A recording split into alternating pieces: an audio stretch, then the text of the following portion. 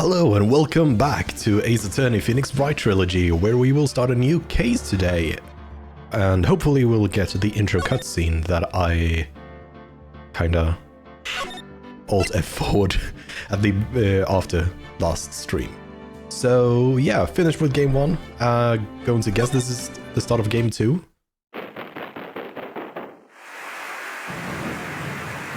So let's see.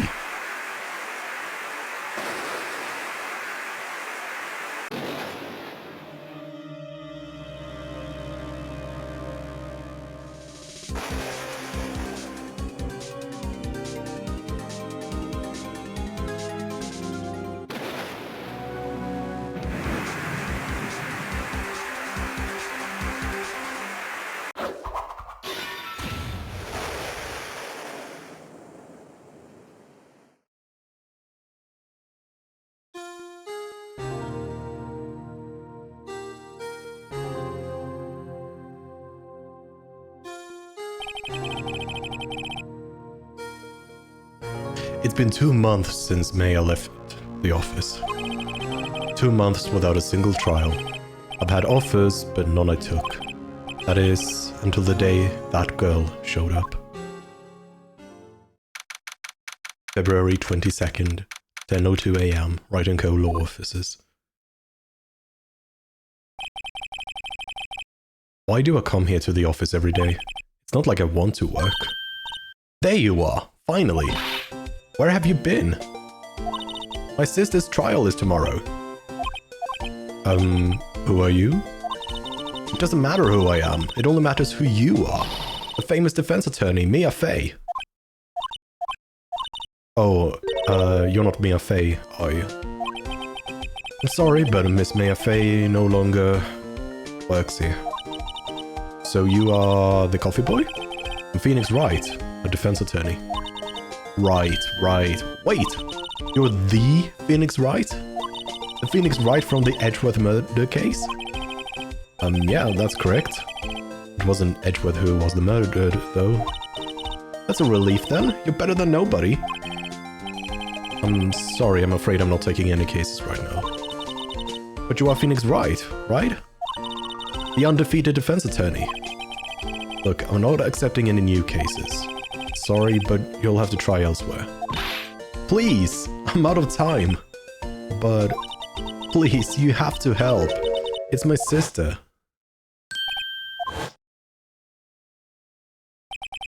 Maya? Could it be? Okay, I'll hear you out. Really? Thank you so much. My name's Emma. Emma Sky. I'm a scientific investigator. Scientific investigator? Emma, was it? So you're a scientific investigator? Yes, that's right. Is something wrong? No, it's just you seem kind of jumpy, or maybe just young? Young? I'll be 16 years old this year. Oh, I see. Wait, only 16? I'm set to be formally assigned to forensics in 3 more years. My work is becoming quite well known, at my age no less. So what exactly is your current position then? Well, legally speaking, I guess you'd call me an 11th grader. But I'm ready to do my job, at my age no less. Great, another future professional in training. So what's this about a case? You said a trial tomorrow? My sister didn't do it. She wouldn't stab someone with a knife. She wouldn't. So it's a murder case. I don't care if there's a witness who saw her do it. She didn't do it. I know she didn't do it. It's a scientific fact. And there's a witness. Just talk to her. You have to talk to her. Right. I suppose I will. I promised her I'd bring Mia Fey, but... That's interesting. How would she know Mia? So you want to be a scientific investigator when you grow up then? Excuse me? I'm not a child, I'll have you know. Still, it's good to have a goal, albeit a very unusual one. I believe investigations should be done scientifically, don't you? Yeah. Sure can't fault her for lack of enthusiasm. If this case is handled scientifically, I'm sure my sister's name will be cleared. Your sister? I've been doing research, you know. I'm developing a new scientific method of case investigation. I'll show you when I'm done. Looking forward to it? Guess I should get down to the detention center and talk to her sister. My sister asked for Mia specifically.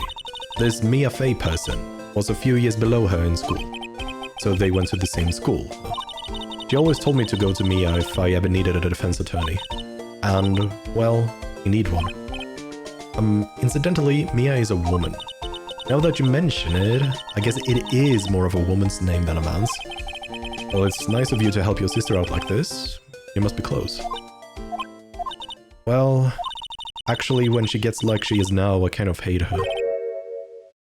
Huh? But she's my only family. Your only family? What about your parents?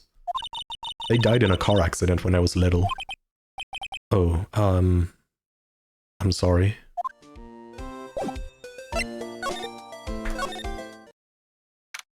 But how could they not have heard that Mia died? I wonder what's wrong with Emma. She got quiet all of a sudden as soon as we arrived.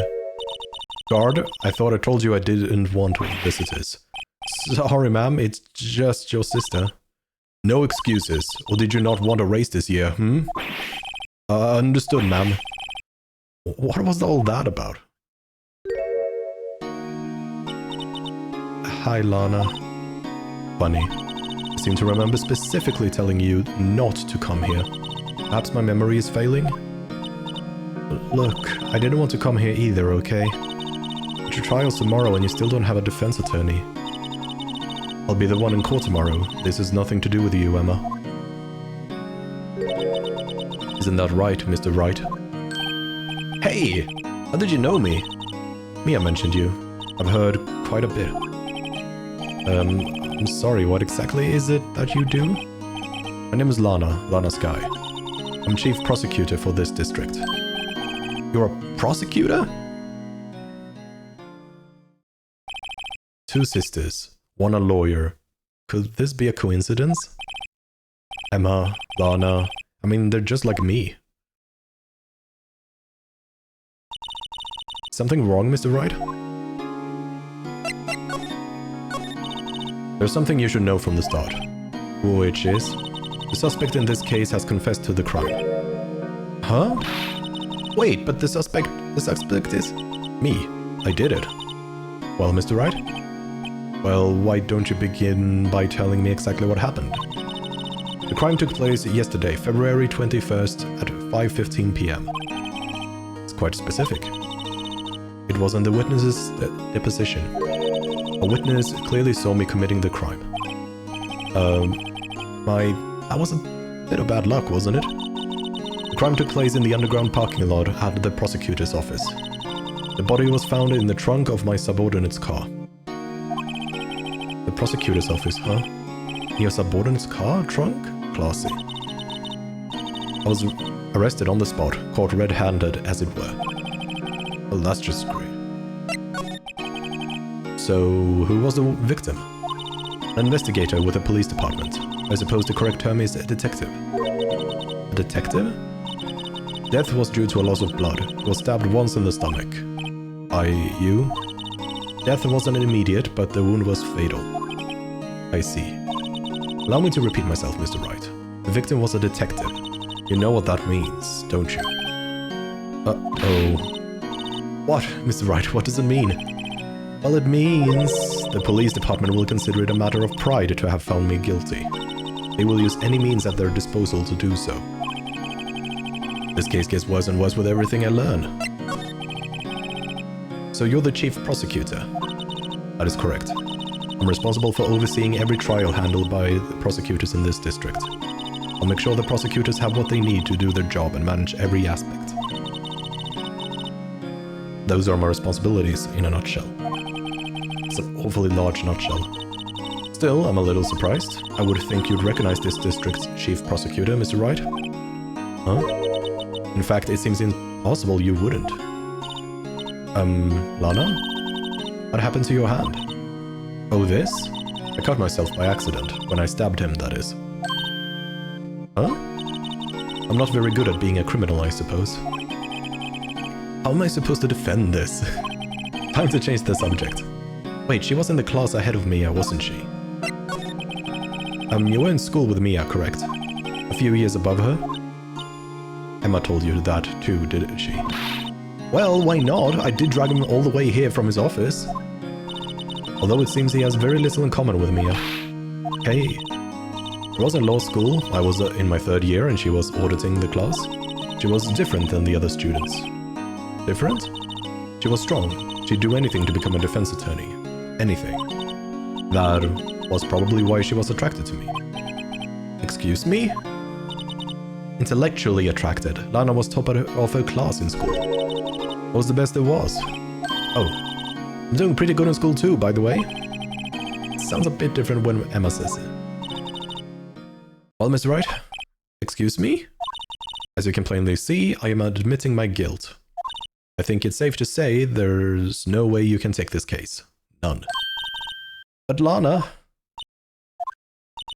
Why? Why are you doing this to me? You never think of anyone but yourself. I know you didn't do it, Lana. I know.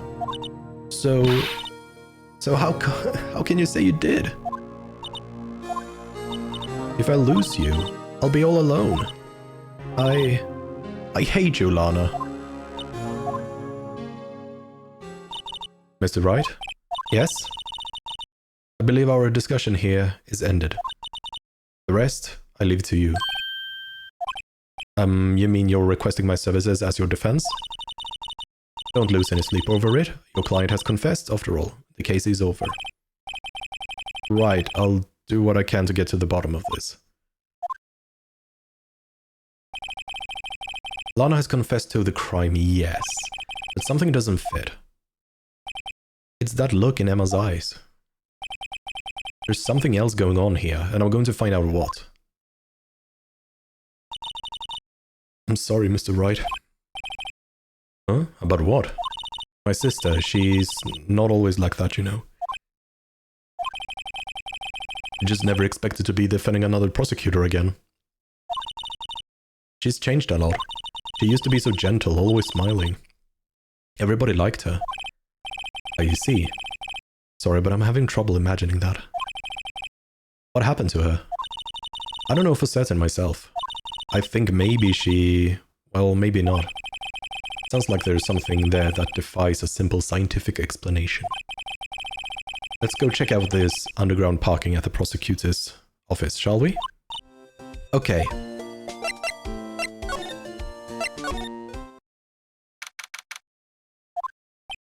So this is the lot where it all happened? Looks like they're still investigating. Funny that my first visit to the prosecutor's office should be like this. Hey everyone, keep up the good work! Hey, what are you thinking? Well, they're going to be my co-workers 3 years from now after all. No harm in saying hello. Actually, there is. You know attorneys aren't supposed to examine crime scenes. I'm trying not to stand out too much here, see? Hey there! You expecting to go unnoticed here, partner? Partner? What do we have here? Looks like a bambina got loose from the ranch and is up to no good. Bullock's gotta learn to keep them doggies tied down, partner. Mr. Marshall. Marshall? Looks more like a sheriff to me. Looky here, bambina. I know how you feel. But this is my gang's gold strike, see? Strike? This is our claim, our territory, with a mother load of evidence. If you're fixing to mess with what's ours, you'll regret it, partner. You know what dreams the cacti out of the... you know what dreams the cacti out in the desert dream? You want to? What's this guy talking about? You head along home now. Happy trails, bambina. Was that a hombre friend of yours? Kind of, sort of. Yeah, he's a detective. Who thinks he's a sheriff from the Wild West, it seems. I see a wallet. What's this? A wallet? Excuse me, officer. Wait, what are you doing, Mr. Wright? What am I doing? I just found this wallet, so I'm handing it over to the police. I don't believe it. This is real basic. Anything at a crime scene is evidence. Let's be scientific about this, please. Just put it in your pocket. How is that scientific? Sounds like theft to me. Wallet hastily stuffed into pocket. I'm called to duty already, yeah, and at my tender age. Here, I'll teach you the trick to examine evidence in detail, okay? By the way her eyes are sparkling, I can tell she's been waiting for this. Okay, now. Look at the court record. You have to be sure to examine evidence carefully on all sides. Now let's start examining from every angle. That is such a weird control scheme for rotations. Why? Why was WASD not possible? Oh look, I think there might be a clue here. Should check it out with a press of enter. This is an ID card. Sergeant Bruce Goodman, ID 584211189. See? Well, isn't scientific investigation useful? I guess, though I don't see what science has to do with it. Goodman's ID added to the court record. Let's be sure to examine every piece of evidence we find. I guess I've got to be on my toes from now on. There's plenty of things to examine here. But apparently not that console. Look, a door. That must mean something. I'm not sure what doors mean anything. No, it won't open. A mysterious lock. I fail to see what's mysterious about it. Mr. Wright, you need to learn to enjoy life more. Let's finish our investigation first, shall we?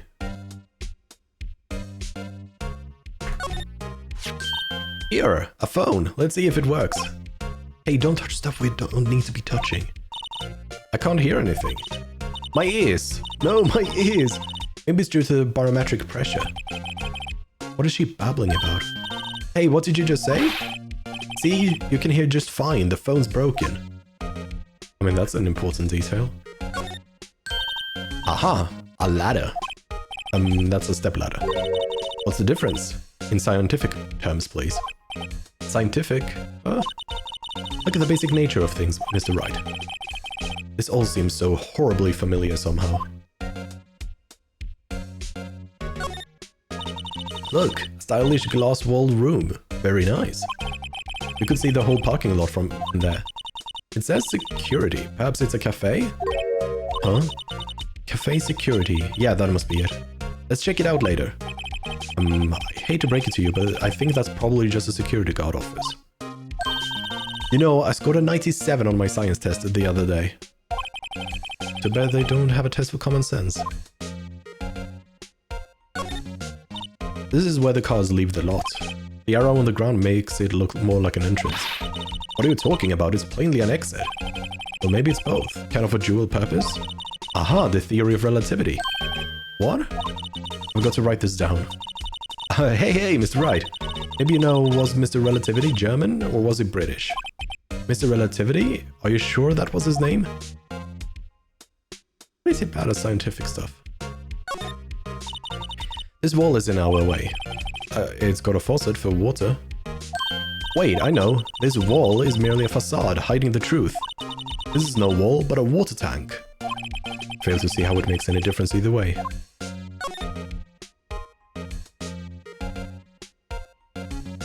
Can't I?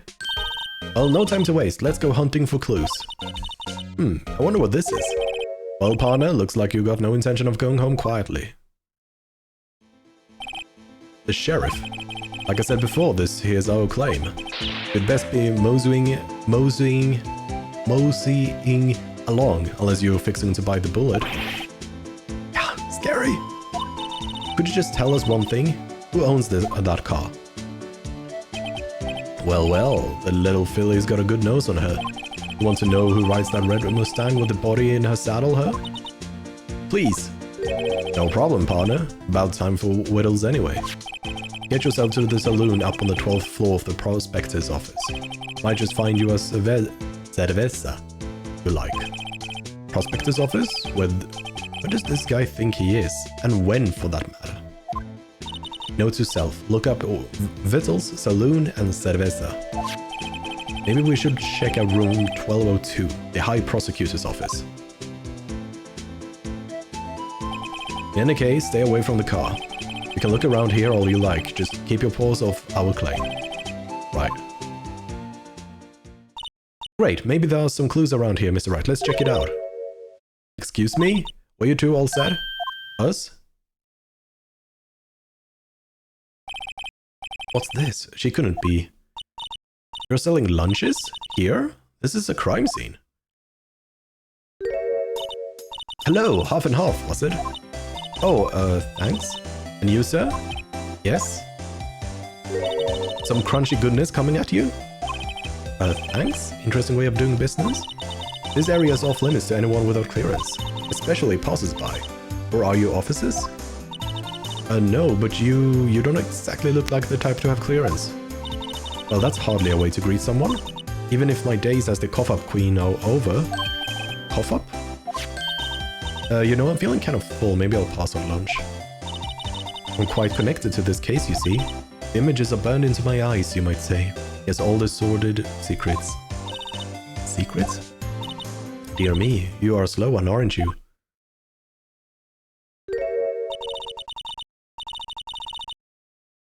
I'm referring to the murder, the stabbing of the detective. What? A witness clearly saw me committing the crime. You mean you're the witness my sister was talking about? Please, cough up queen, tell us what happened. The name is Angel Star. Don't you go forgetting it. Or before you know it, I'll have you whimpering at my heels. Yes, ma'am. Perhaps she means it. Somehow, I knew. Yesterday was a day of destiny. I knew something was going to happen. Just like I know that the daily special on Friday every week is salmon. Destiny? Was yesterday special for some reason? You're a defense attorney, right? You should know then. You should know the foul misdeeds of the evil ones who haunt this den of iniquity. Evil ones? Prosecutors. They have no qualms at all about blackening their name of innocence. And yesterday they paid homage to the most evil one of all. They gave an award for King of Prosecutors. What a farce. So she's saying there was some sort of prosecutors convention yesterday. I was almost compelled to lace their lunches with something foul. Do you have a personal grievance against prosecutors or something? Or is there some kind of scientific evidence of this, evil? Young miss, mock me at your own risk. You'll soon find out why they call me the cough-up queen. Ew! The most heinous of all the evil ones.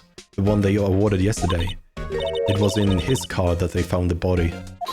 Proof that he devours the evilest lunches of all. Really? Really what? I'm totally confused. One thing's clear. This lunch lady has a thing against prosecutors. So what exactly was it that you witnessed, Miss Starr? It was a fascinating spectacle, to be sure. I now feel I know what they say when they talk about a woman's wrath. To see Lana Skye wield that knife so... Her knife flashed in anger, bringing him to a sad end. It was truly a sight to see. You mean you saw the very moment of the crime? The sound of his silvery ties to this world being cruelly cut still rings in my ears. And the rhythmic beat of Lana Skye's knife. Wait a second, you know Lana Skye?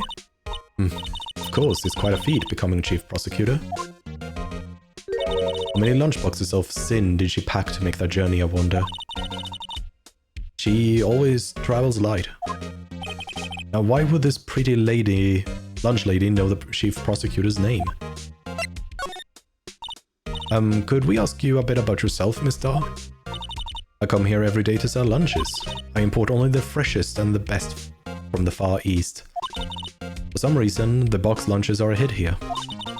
Why not make the lunches here rather than import them? Did you say something? No? Only true connoisseurs can understand. The kind you can only tell someone who has tried General Tso's Trilogy lunch set. Never mind, you win. I don't even want to appreciate part of the trial bite's flavor. Anyway, I come here every day to sell lunches. My boyfriend works in the security room here at the prosecutor's office. Your boyfriend? See the security room over there? The glass-walled booth? I sell my lunches, and since I'm here anyway, I drop in to see him. Since you're here anyway, I guess selling lunches is more important than romance.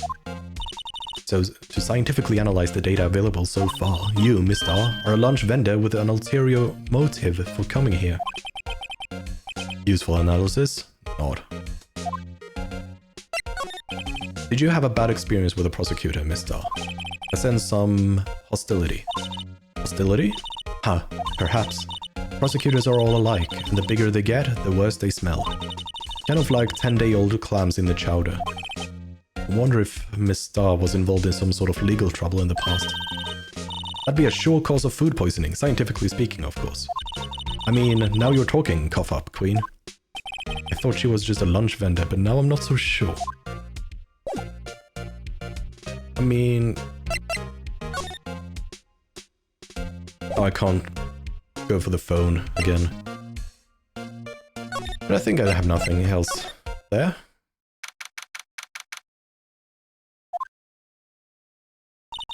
This is the kind of room that just screams, I can do the job. Quite a change from your office, really. Thanks. Look, there's a trophy or something here. Trophy? What? That shield? It takes real nerve to display stuff like this. Whoever's office this is, they must be a real stuck-up jerk. Phoenix, Wright. You never tire of prying into other people's business, do you? That voice. Long time no see, Edgeworth. Huh? Ah! Mr. Edgeworth. You know him from somewhere? Of course, I'm his biggest fan. My sister introduced us once and... Right, her sister is the chief prosecutor after all. Well, what brings you here? I'll warn you, I've been known to be a real stuck-up jerk. No, did I? No, it was just Mr. Wright here. Hey, don't blame me. We're just here to investigate a murder case. Murder? A body was found in this nasty bright red sports car in the parking lot. That would be my car. What of it? What? Your car? I'll say one thing, she certainly can scream. So the body was found in your car. Go ahead, say it, right? You think I did it, don't you? After you went through all that trouble to help me last year, no less? No, we don't think you did it. I mean, it was my sister who stabbed him. Wait, no, she didn't do that, I mean. Wait, so you're the chief prosecutor's little sister then? Yes, sir, Emma Skye. It's nice to meet you again. Now that didn't sound forced at all. Ah, now I remember. You've really grown. I'll admit, it was a surprise for me too, to think that my own car would become the scene of a murder. More surprising still, I'm being forced to prove my superior's guilt. I can understand— Wait! What did you say? Anna Skye is the chief prosecutor, the top prosecutor in the district. She can't prosecute herself, so I'll be the prosecutor at the trial tomorrow. You? Mr. Edgeworth. To be honest, it's a bit of a miracle I'm still here at all. What do you mean? Rumors. You've heard the rumors about me, haven't you? Miles Edgeworth. It's hard to remember a time when there weren't rumors about this guy. Forging evidence, arranging false testimony, illegal searches, you name it. Thanks to you, my innocence was established in the trial at the end of last year. However, there are some who say I'm the one responsible for the current incident. What? That's crazy. Some people need very little excuse to think ill of others. It's a fact of life, impossible to stop. But some of them even go so far as to present me with toys like this. They think it's funny. Toys? That bronze shield? There's gotta be a story behind that one. Chief Prosecutor Skye? Yes, we first worked together on a case 2 years ago. It was my first big case. That's right, I remember. 2 years ago, I wasn't even a lawyer yet. Since then, I always felt that she was looking out for me. It appears I was mistaken. Mistaken? Why? I mean, I know she's not the warmest person, but I'm sure she felt some responsibility for you. Then, why? Why did she stab someone in the trunk of my car? Not only that, she stabbed him with my knife. What? Mr. Edgeworth, your knife was the murder weapon? To be specific, it was the knife I keep in the toolbox in the trunk of my car. So, no, Prince. Edgeworth? What? Are you sure you didn't do it? Come on, can't he take a joke? You have a strange sense of humor, Mr. Wright. I guess we can present this. Say, Edgeworth, I was wondering about this. Mr. Wright? Oh, what? Are you sure you should be showing that to Edgeworth? Oh. I'm gonna skip all that. Can I use my... Oh, I can use my mouse. Nice.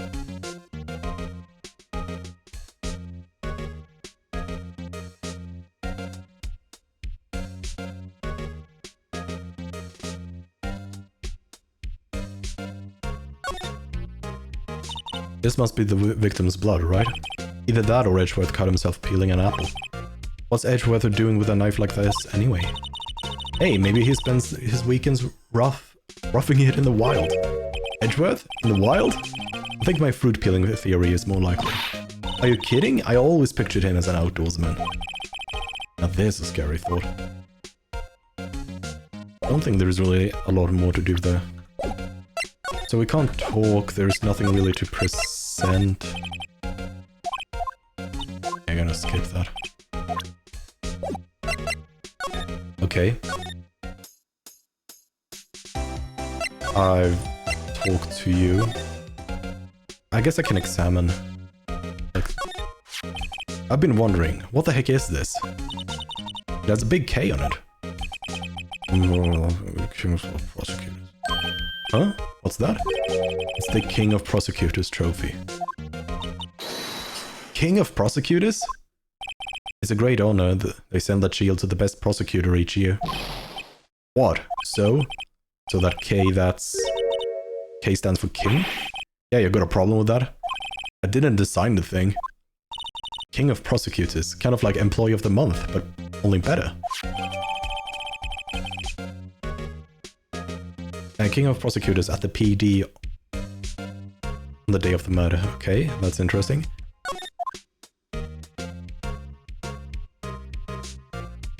Don't really think there's anything else for me to...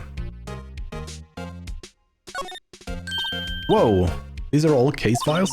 They're stacked up to the ceiling. There's even a ladder. Odd. I thought Edgeworth wasn't good with heights. You must have someone get them for him. Strange. Why did I just picture Detective Gumshoe? You must study these case files and reports closely. He's so cool. You wouldn't say that if you saw him sweating bullets up on that ladder. I don't think there's anything else I really need to note about these.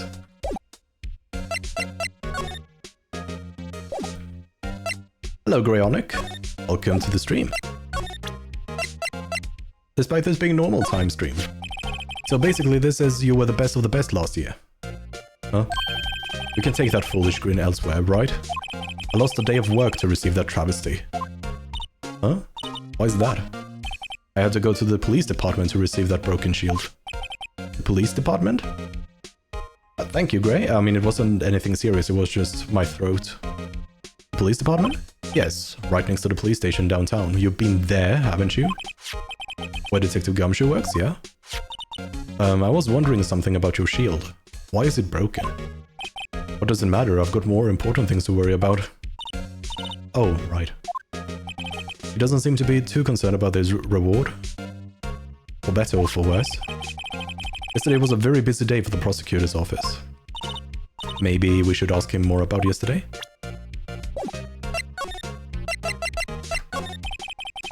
Could you tell me more about yesterday, the day of the murder? Yesterday was the annual cleaning day at the prosecutor's office. Cleaning day? Working with the police department, we sort and file all evidence for solved cases. Oh, all my phone was still connected to my car's Bluetooth. Okay. Well, welcome, Greyonic. All I said was, I wasn't really ill with anything serious, it was just my throat. Working with the police department, blah, blah, blah. We call it evidence transferal. Wiping your hands of old cases, in other words. Oh, and another thing. A ceremony was held at the police department. There's an annual review and awards for outstanding police officers and prosecutors. And that's when you got the shield. I was at the police department yesterday afternoon. I got back here at 5:12. That's very precise. People like myself and Mr. Edgeworth pride ourselves on our precision, Mr. Wright. No, I place little faith in my memory. The only thing I trust is solid evidence. This is the parking stub from the underground lot. The murder took place around 5:15. So the murder happened right after you got back. What? Right. I'd appreciate it if you'd direct that suspicious glare elsewhere.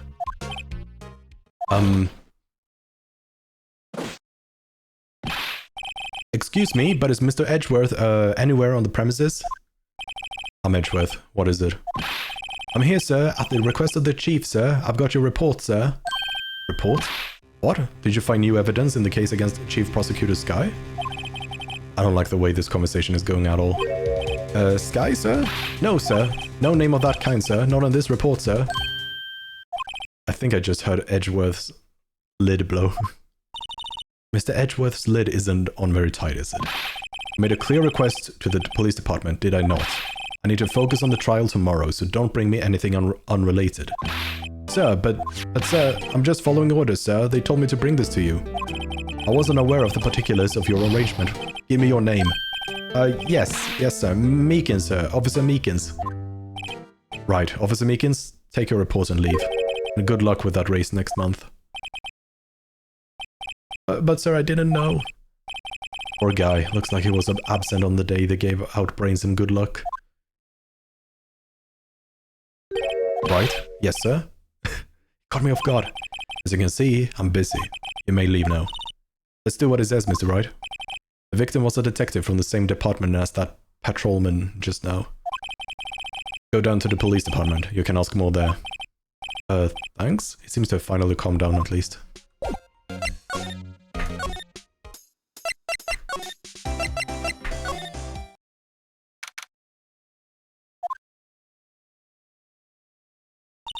Phew, we're finally here. Why would they put the police department so far away from the prosecutor's office? Beats me, that took almost 30 minutes by taxi and traffic wasn't even that bad. The police department, huh? I've only ever been to the criminal affairs next door. Hold on, what's that?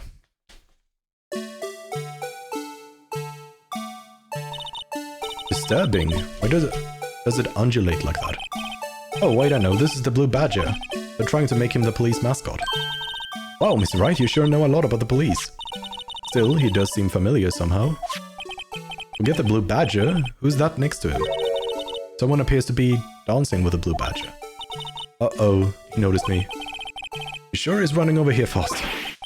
Hey, pal, what are you doing here? That's my line, Detective Gumshoe. Specifically, why were you dancing over there? What? Well, at least it doesn't seem to be busy. This is our chance to get information. Hey, I'll have you know I'm a very busy man, pal. I'll give you one word of advice, pal. You'd better not agree to defend the suspect in this case. Why not?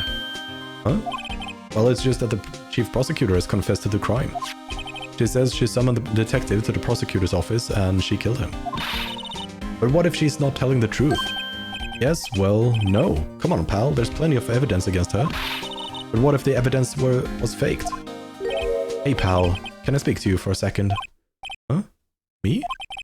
Why is this little girl so peeved at me? She's a relative of the suspect. She's Lana Sky's sister. Whoa, the chief prosecutor's little sister? Just please investigate this case carefully, okay? Scientifically.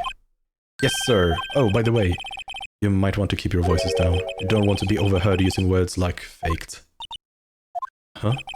It's a sensitive issue with us these days. So, what are you doing here, Detective Gumshoe? Me? Oh, well, nothing really. They kicked me out of the criminal affairs. Detective Gumshoe, what did you do this time? What do you mean, this time? Then what happened? I know things are busy right now. I mean, with my sister's case and all. It's true, we've never had a chief prosecutor murder anyone before. Only the highest ranked people are being led into the criminal affairs now. At The lowest ranking guy in there is our chief of detectives. They're not letting any of us rank and file detectives in at all. None of you? I know this is an important trial, but isn't that a little odd? So anyway, I thought I'd spend the day getting badgered down pat. Isn't there anything else you could be doing? The chief of police himself is directing this investigation, pal.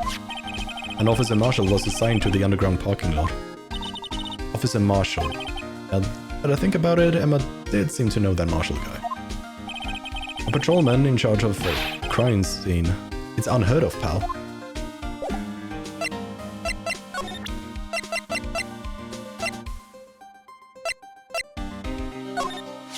I'm Detective Gumshoe. What can you tell me about this? Oh, hey pal, this is a detective's ID card. You can't just keep that, you have to turn it in to the police. It's people like you that get me into so much trouble all the time. Meaning Detective Gumshoe must drop his card. Let's see. Bruce Goodman. Goodman. Sounds familiar. Ah, my mistake. But didn't you work for... Whoa, now I remember. Bruce Goodman, he's the victim. That's what I thought. Can you tell us more, Detective Gumshoe? So this ID card belongs to the victim. He was a detective, like myself. Detective Bruce Goodman. Don't you think it's strange? I mean, why would the victim's ID card be lying on the ground where we found it? Well, Detective Goodman should have been at the police department yesterday. There was an evidence transferal for a case he handled 2 years ago. Evidence transferal. Mr. Edgeworth mentioned that too. But Detective Goodman was killed at the prosecutor's office. Well, that's the thing. It's hard to say this, but word is that Chief Prosecutor's guy called him out there, to the parking lot. Lana's confessing as much. Is there anything else I can present? Found in Mr. Edgeworth's car, stabbed with Mr. Edgeworth's knife, huh? What would drive Chief Prosecutor's guy to do such a thing? Wait, I didn't mean... I mean, sure, of course someone else really did it. Someone who must have had a grudge against Mr. Edgeworth. The car and the knife do seem a little too well organized to be a coincidence. Poor Mr. Edgeworth. What could have happened? We have to find out a little more about what's going on with Edgeworth. Oh. Both of those evidences. That's why it flashed like that. Hey, that's it! That's the King of Prosecutors award that Mr. Edgeworth got yesterday. Were you at the awards ceremony, Detective Gumshoe? Of course, pal. I got an award for diligence myself. Ah, congratulations. I was wondering, why is the award a shield? And why is it broken? Oh, there's a reason. I'll tell you what it is later. Apparently, he's forgot. But I was proud of Mr. Edgeworth for winning that award, even with all the naysayers in the prosecutor's office. Naysayers? Must be because of the rumors. Oh. He's in a tough spot again. Again.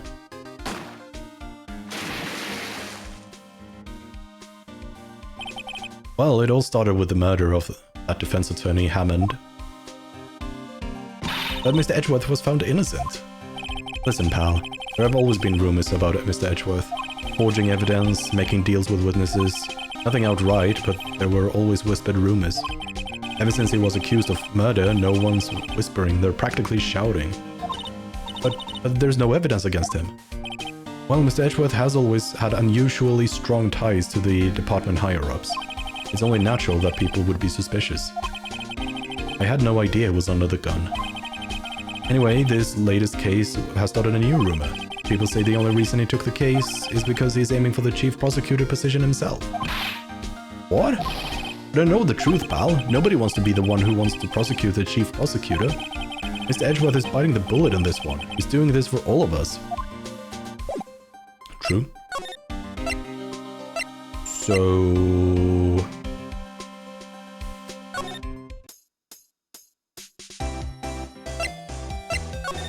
what can I do?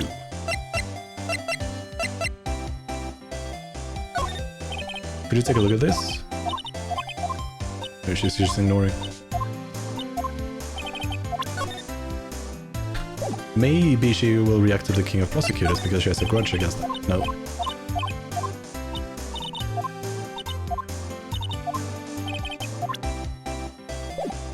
So none of that probably does anything.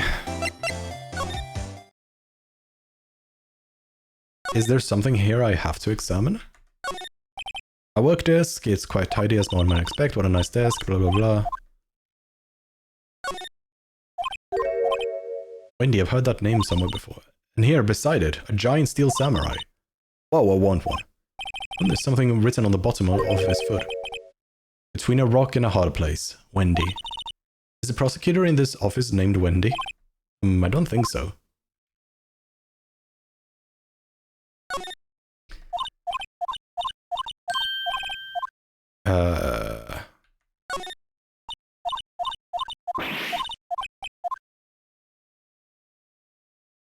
Not really anything. So there's nothing there. Detention center? Apparently not. Okay. Can't even do what's next. I guess we might as well examine stuff here.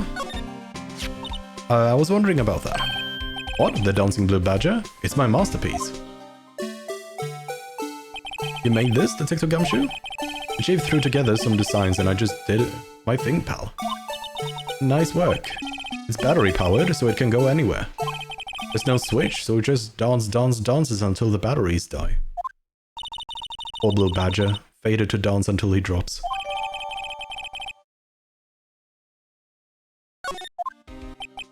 And that's all I know about that. I'm not officially on the case, you know? Thank you. Why aren't you handling the case, Detective Gumshoe? We met the guy who is... what was his name? The guy in the parking lot? That'd be Officer Marshall. He was appointed directly by the Chief of Police. Officer Marshall, is he some kind of Wild West sheriff or something? No, Jake, Marshall's just a regular officer from West LA. For a moment there, I wasn't sure. Look, pal, let me try to make things a little easier for you. Show them this and I'll let you examine the crime scene. Maybe.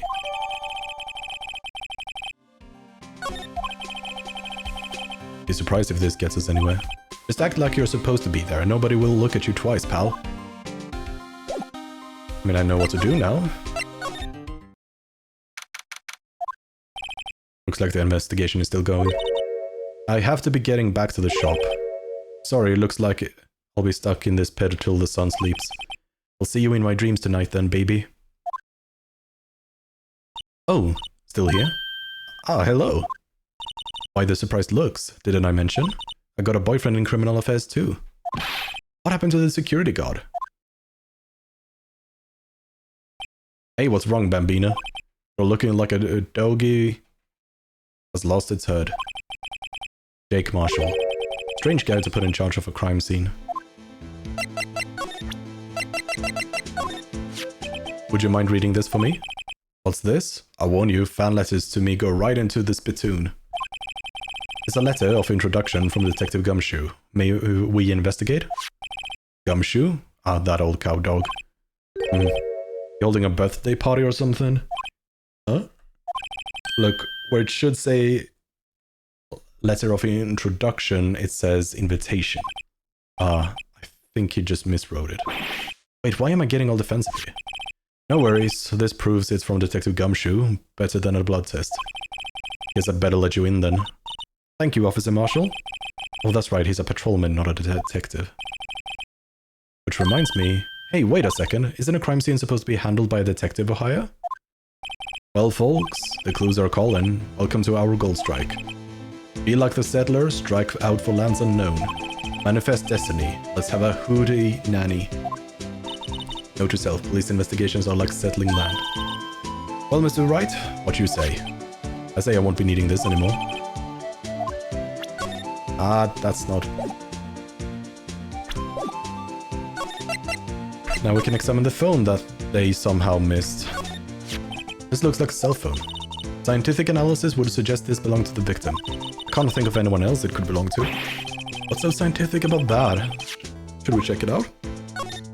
Of course. Right, let's check it out. Can't even...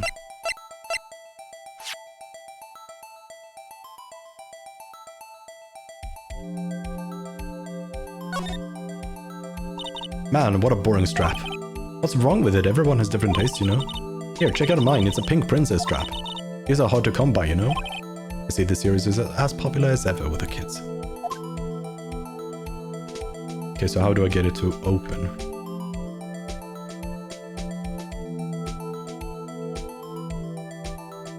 Oh.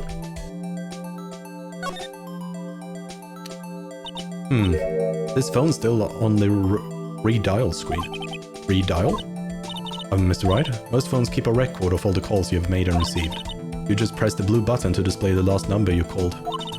Convenient, isn't it? I'm surprised you didn't know about it. Sorry to disappoint you, but I even know about things like redial. Huh? Oh, I'm sorry.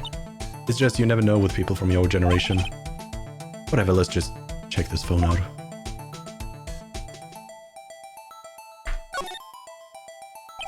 Now to see who the owner of this phone called last. Note to self, a defensive attorney doesn't think first, he just pushes the button. Hey, that song, I know that. What's going on over there? Oh, sorry. I see you, partner. You pressed redial on that their phone, didn't you? Oh, well, yeah. Whose phone is this anyway? It was on the ground over... Whose is it? That belongs to the chief prosecutor's guy. What? It's my sister's? She apparently dropped it when she was taken into custody, right after the crime. Look, the last call was made right when the murder occurred. Looks like she was fixing to call someone. Except she only spoke for a few seconds, according to this. Who did she call? No idea. Sorry, partner. Now I got a question for you, partner. I heard a phone ring just now, one of those newfangled ringtunes. Oh, that? Oh, I'm sorry, that was my phone. What? Your phone? Yeah, it's kind of strange, but someone called me right as we picked up the other phone. A wrong number. I hope you're not lying. They shoot you for that in Texas, partner. Uh-oh. I've incited the wrath of the Lone Star Patrolman.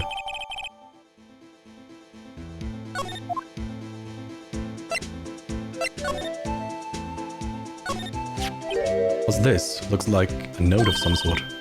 Look, something's written on it.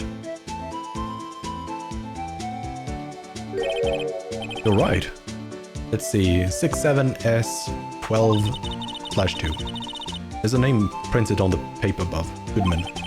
Maybe it fell out of his pocket when he was killed. Oh, so? What does it mean, Mr. Wright? How am I supposed to know? Note to self, for deductive reasoning, go to Edgeworth, not Wright. I'm sure Edgeworth wouldn't know what this means either. Goodman's note added to the court record.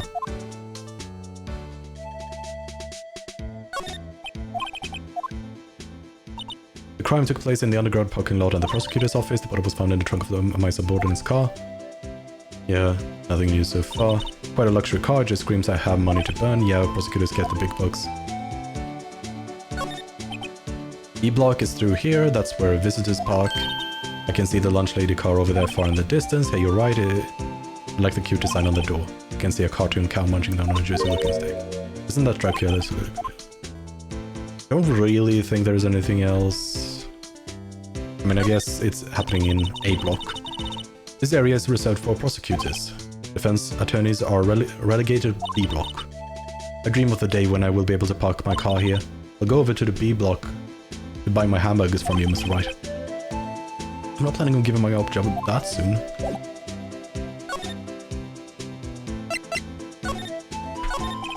Officer Marshall, could you tell us more about the victim? Good men always die young. Remember that, partner. Could you be a little more specific? Who's Goodman? He was a detective, right? Well, aren't you a feisty doggy now? Detective Goodman was stabbed here at 5:15. The smiling Madonna told me the tale. I think he means the witness, Miss Angelstar. One stab to the chest. Fine piece of work. This here is the autopsy report.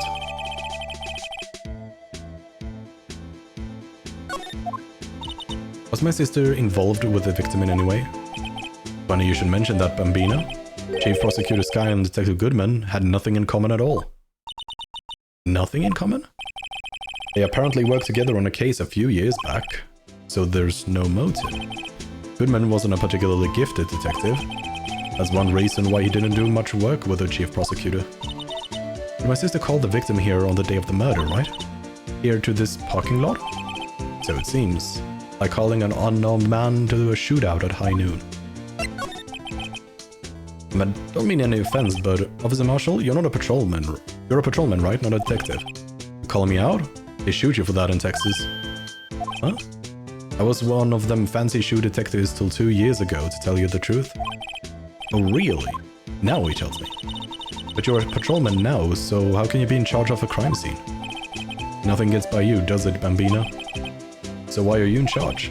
No reason, we're just short on hands right now, keeping an eye out in the meantime. That's odd though, Detective Gumshoe was saying he had nothing to do, nothing important at least. He's nothing but a sad old cow dog that can't find his tail. Maybe it's because he runs without Edgeworth, eh? Edgeworth? That cow dog's been kicked out of this cattle run by order of the chief of police. Just he doesn't realize it. Detective Gumshoe kicked out of the investigation? So there's no connection between Detective Goodman and my sister.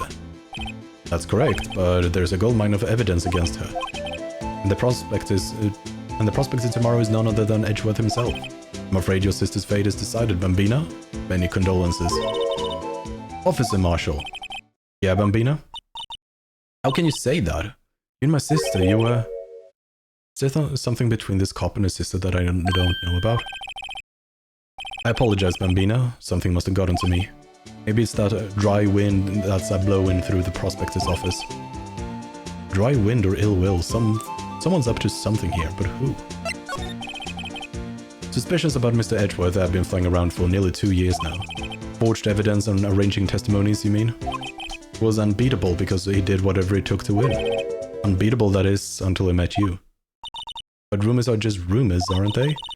These are prosecutors we're talking about. Evidence is everything to them.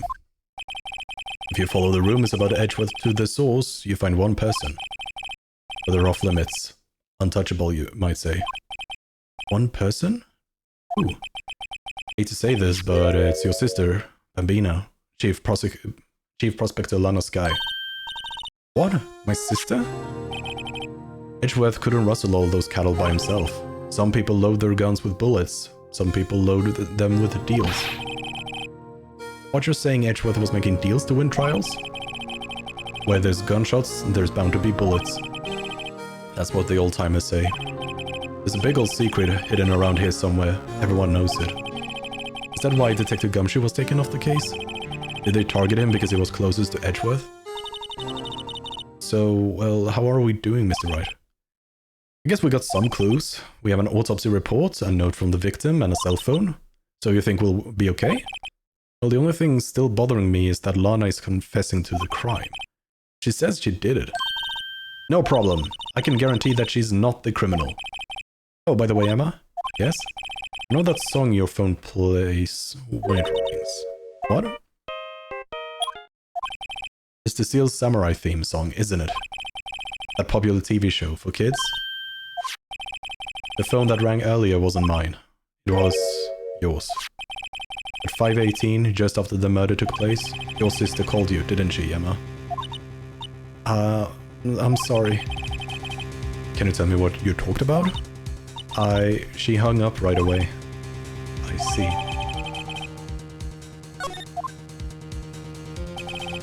A detective is murdered, and the suspect is the top prosecutor in the district. I've got a bad feeling about this. Like, maybe I still don't know everything that went on here. Probably not. I mean, it's a Phoenix Wright case after all. Everything is impossible to know until the third day.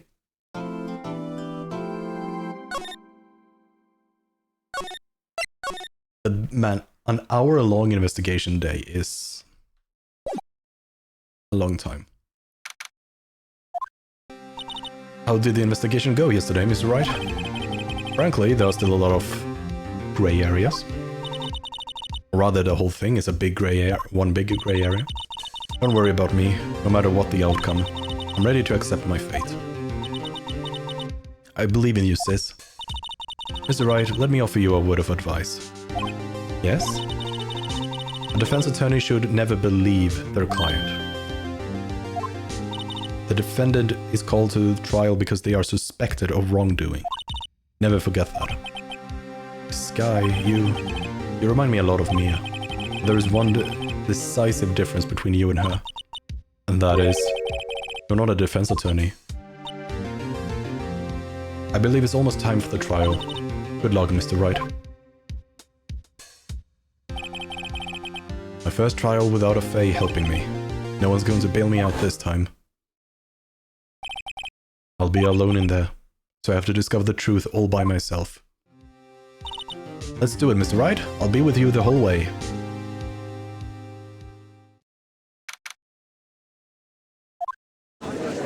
And it's always the same judge. Court is now in session for the trial of Miss Lana Sky.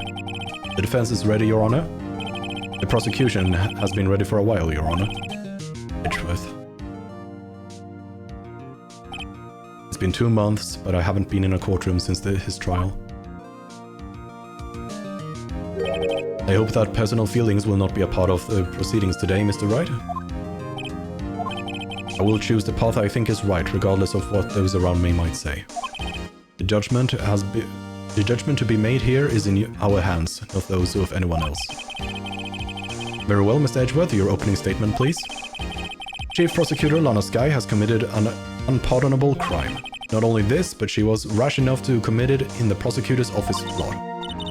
Oh, he's much more forceful in person. I suddenly feel like confessing to everything. However, she will now pay for her rashness with her life. There was a witness to her crime. A professional witness. Well then, call your first witness, Miss Edgeworth. The prosecution calls its first witness, Miss Angel Star, to the stand. The cough-up queen? Haven't I seen you somewhere? You ordered the caviar lunch, right? Oh, caviar. I've never eaten caviar before. The judge is really wolfing it down. Ah, and for you, I have a fiesta bowl. Thanks. Will the witness state her name and profession? Ah, and you, sir. Did you order the fingerprint lunchbox? It is too early for lunch. Your name and profession, please. Well, Your Honor, how does it taste? So this is why everyone raves about caviar. It's so tasty it hurts. I always thought caviar would taste like pickled tapioca. Why? What? Yeah. What does pickled tapioca taste like? Name, profession, now. Me? The name is Angel Star. Don't go forgetting it. I find myself running Lunchland these days. Is that what you wanted me to say, Mr. Edgeworth? Very well, witness. Please describe the incident to us. The prosecution will wait. I'm not finished eating. Hurry it up. Very well, Mr. Edgeworth. As you know, we usually call on the police to provide a description of the crime. Your Honor, as Mr. Edgeworth has said to the court, I am a professional.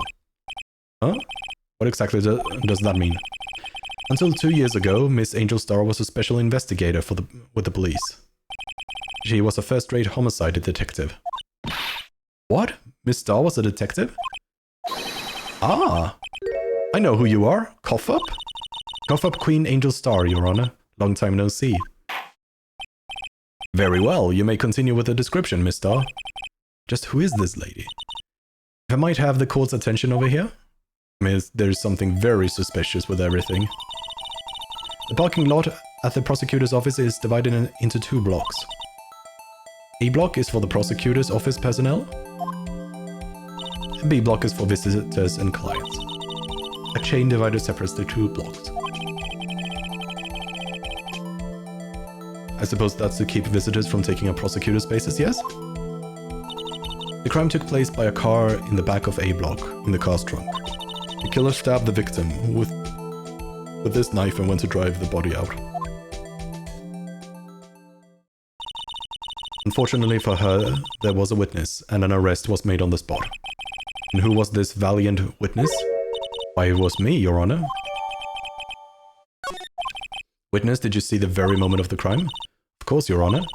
Immediately after that, I apprehended the chief prosecutor. It seems rather cut and dried, doesn't it? Well, Mr. Wright? I can't agree on principle, Your Honor.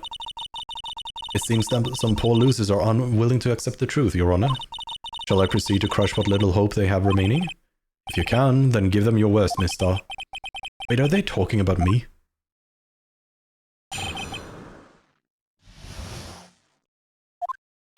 Somehow I always knew a date like this would come. I was on my way to deliver a lunchbox to my boyfriend when I sensed something. Perhaps it was my finely honed detective's intuition at work. Through the wire fence, I saw the chief prosecutor standing next to a garish car. The chief prosecutor was holding a knife in her right hand. Then she thrust the pointy tip of the knife into Detective Goodman's chest. Bringing a lunchbox to your boyfriend? How touching. As you can see, there is no room for doubt. The key point of your testimony seems to be nothing other than that. The point of the knife which you saw being stabbed into Detective Goodman. So how does it feel to be so utterly crushed? I'm still thinking about that. It's merely a flesh wound, Mr. Wright. Very well, Mr. Wright, you may cross-examine the witness. I mean, already there we can see a contradiction, but I, of course, have no way of actually pointing it out. Because here, through the wire fence, well, if it was through the wire fence, that means she was in parking block B, she wasn't in A.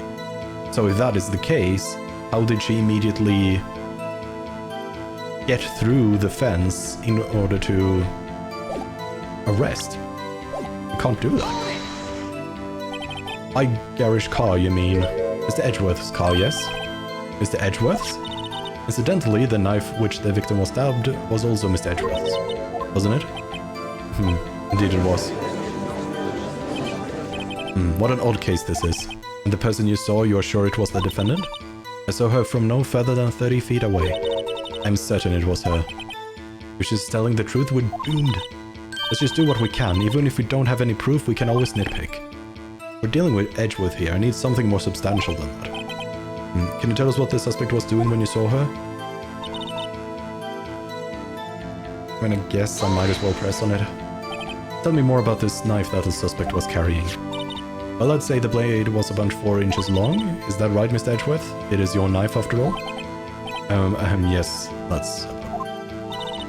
Prosecutors are, by nature, well versed in the location of a man's vital organs. I'm sure it was easier than boiling an egg for my egg salad surprise set. You can't testify as to her ability to kill an egg, I mean a person. Perhaps a chicken salad set would have been better metaphor? So the defendant was holding a knife. What then? And she thrust the pointed tip. Tell the court why you didn't try to stop the crime. You did see her raise the knife to strike, no? The defense has a point. Unfortunately, by the time I realized what was going on, it was already too late. Too late? Yes, the next moment the chief prosecutor brought down the murder weapon. I see. It's only a flesh wound, Miss Wright. You can take it. I said that before. Anything else? Scientifically speaking, Miss Starr's testimony is flawless. No, it's not. Sounds pretty fatal to me. What do we do? Is this it? Is my sister guilty? Let's just keep our heads cool and press the witness a bit, shall we? Okay, so the hint is... I'm not gonna read all this.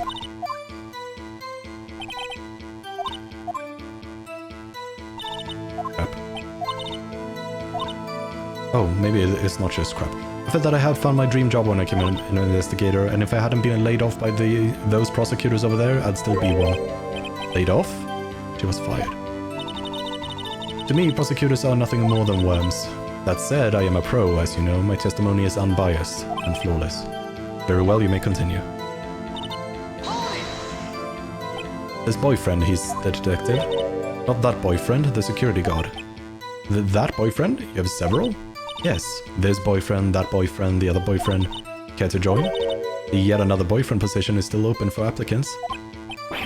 I'll stick with the lunches, thanks. Note to self, the judge had to think before applying. The security guard room is in the lot in A block. It's up on the second level so you can see everything from there. That would be the room with the security sign. Incidentally, did you bring your lunchboxes by car? Since I am a visitor now, I parked in B block. So she was in B block when she witnessed the crime. Yes.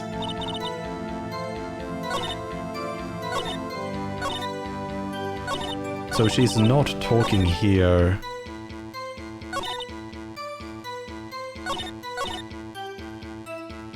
I mean, this is true.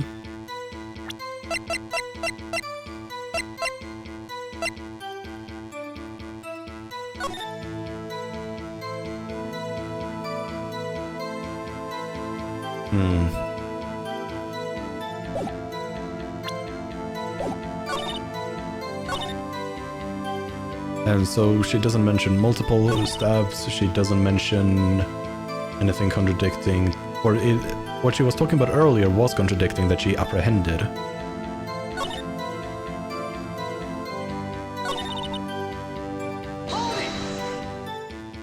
You sense something? So you're saying you had a premonition of the murder? It felt like, how would you say, oh yes. It was like the feeling you get when you view a pumpkin chock full of seeds. I have no idea what that means. Speaking of a detective's intuition, wasn't the victim, Mr. Bruce Goodman, also a detective? Yes, well, he was like a young cheese. A young cheese? Pale white cheese, not yet tangy with experience on the streets. A greenhorn. Then I must be hard yellowed and sharp as a tack. Yeah, with the odor of an old cheese to match. Any case, there, in the lot, I felt something stirring in the back of my mind. Okay, so I pressed...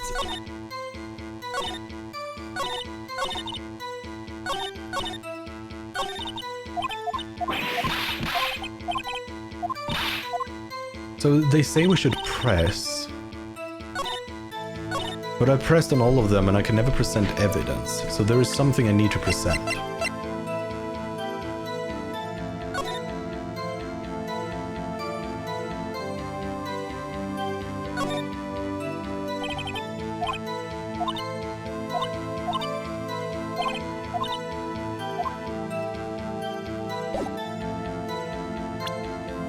So, but there's nothing that contradicts those words. There are things that contradicts the other words, but not those words. So what am I supposed to do?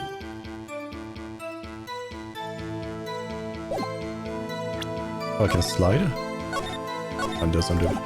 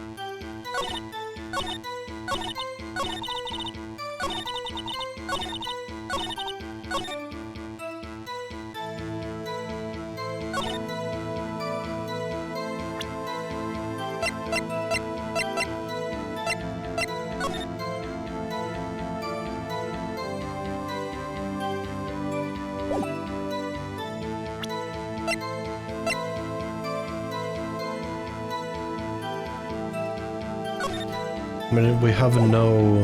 There are things I want to ask and present to her, like... If I were in Phoenix Precisions, I know what I would do, but I don't have the options to do any of that in the game right now.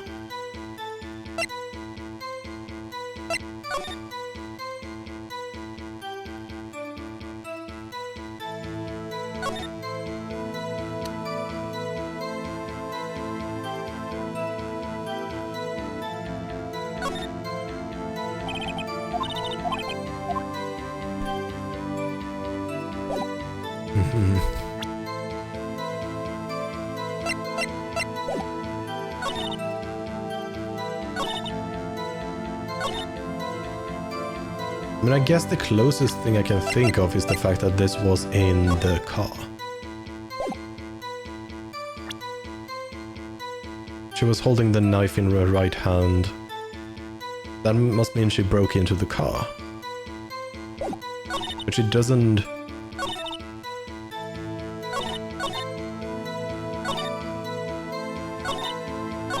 That's, I mean, there are problems here. There are a lot of problems with this testimony, but what do I say? They want me to press, so I guess I'll just redo it.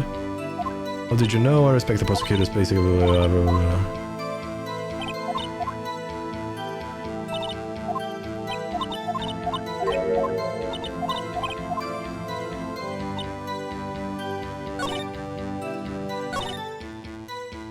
Garage car, they're holding a right hand.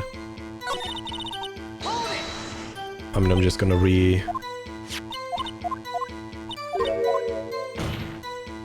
repress the last two.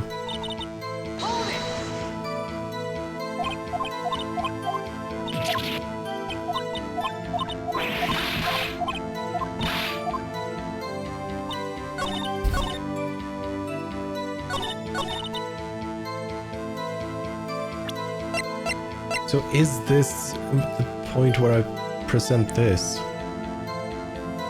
Like, oh, but this was in the toolbox in the car. If the toolbox was even in the car. No, I think it was. So the toolbox in the car, oh. Or am I supposed to present something wrong here? I mean, there's nothing wrong with what she said right now. The problem is just when she is ultimately going to say that, oh, she immediately ran to arrest, because that is impossible. That means she was not in the B block. I mean, there's not a lot game you can do, so I guess I'll just do this. And this was wrong.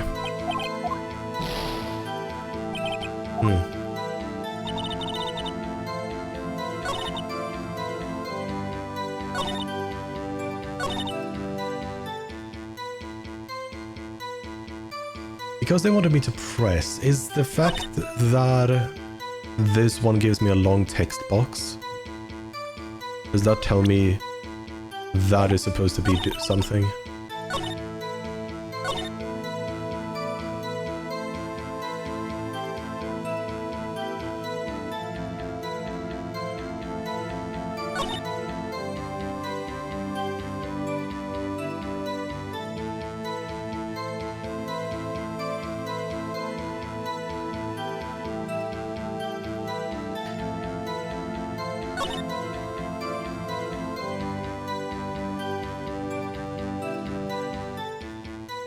I would love for her to tell her how many times, if it was just a single time, because we can contradict that.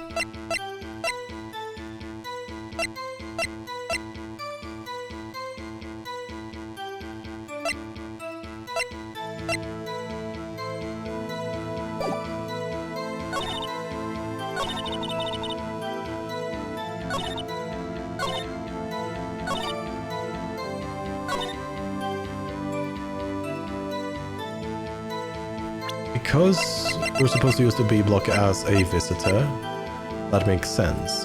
There has to be a way to kind of get like into the building from the B block, otherwise it would be useless for clients. So I can't present the map, that would just be dumb.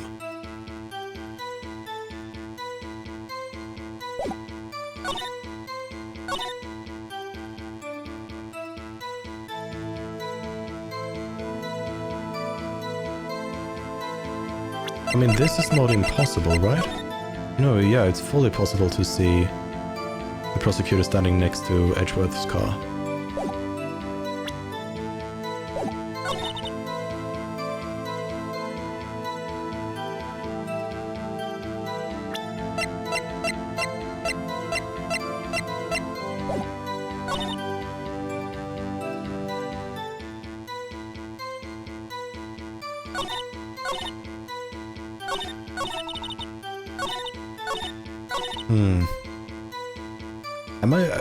Am I gonna game over because I have no idea what I'm supposed to do. I don't know what the game wants me to do. Like, is this the fatal link? The detective, no security guard, blah blah blah.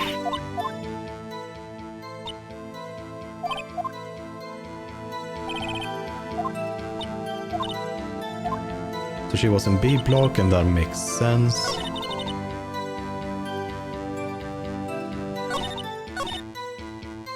But is there something for me to present here?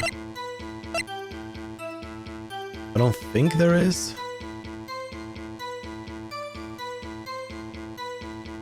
But I mean, I kinda need to go forward.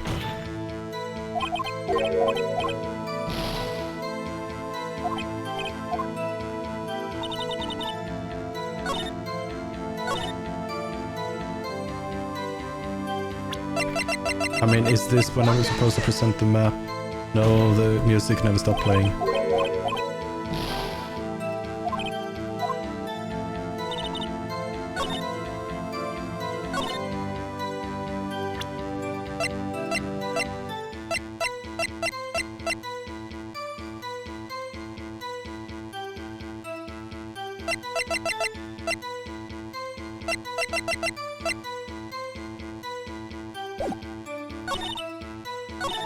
I guess I might as well. It's not gonna work for me, but...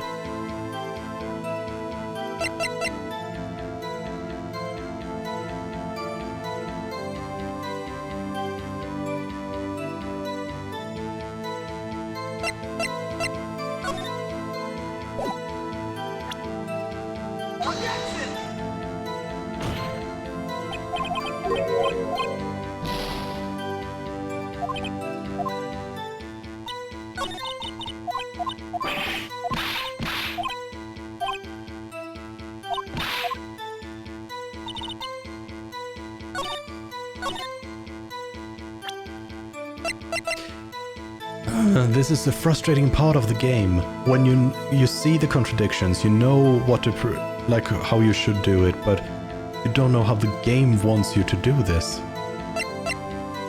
Like, yes, there are contradictions, but I can't do it. I don't know exactly what the game wants me to do. What sequence of events is it expecting me to do? Like, I can't really see anything beside the knife or the floor plan being the thing for me to present right now.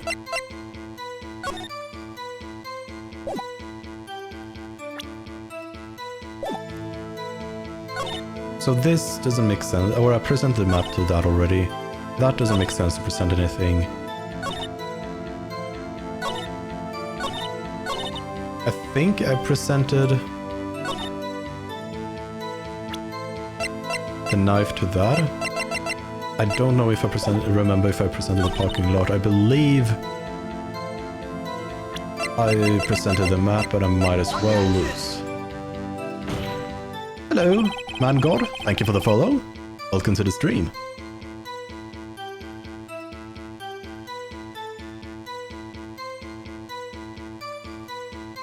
I'm not going to add you on Discord, Man God.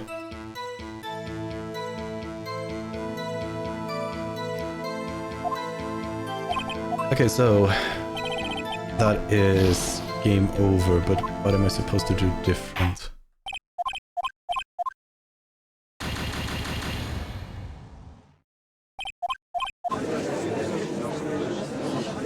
Yeah.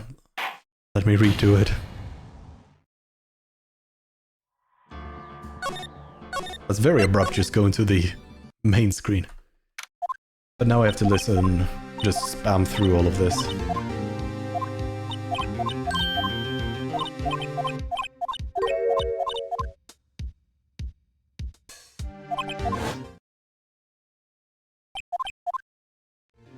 I wish I could just hold down enter instead of needing to spam click.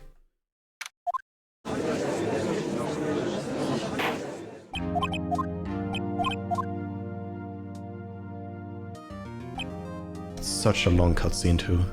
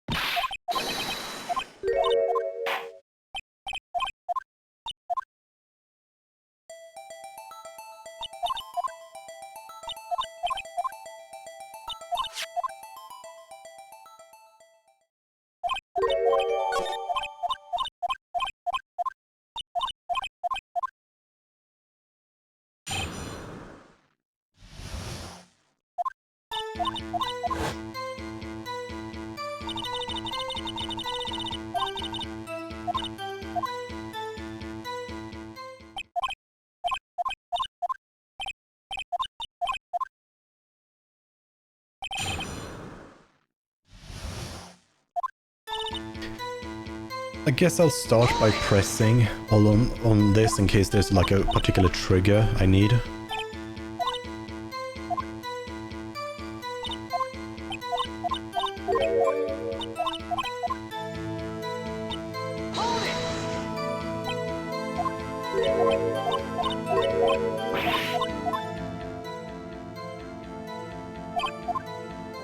Like, that feels suspicious. Like, it feels like there is something you're supposed to do with that information. I mean, I know what to do with the information, but it feels like there's something that potentially to present. But I don't know what.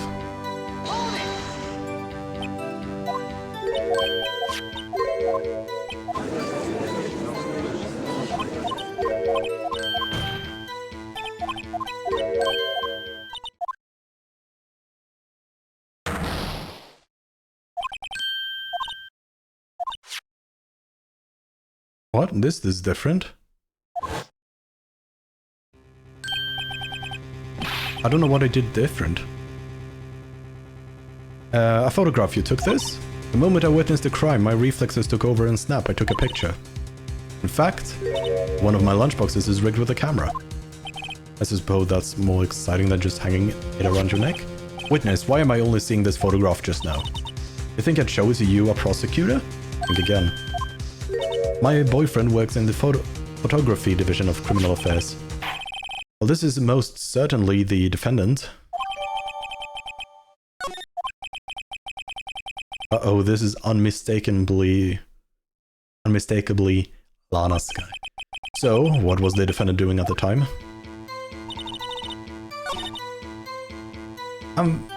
I know I pressed on that. So I needed to press it after I've pressed other stuff already? Tell me more about the knife, blah blah blah, 4 inches. That's what he said.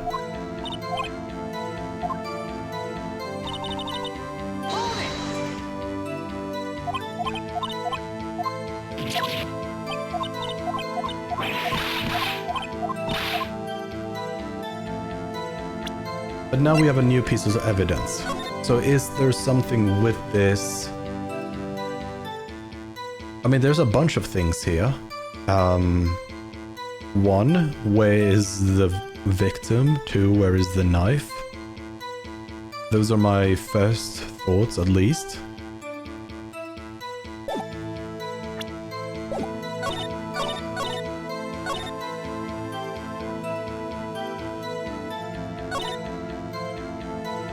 Am I supposed to present this and be like, okay, where's the body? Where's the knife?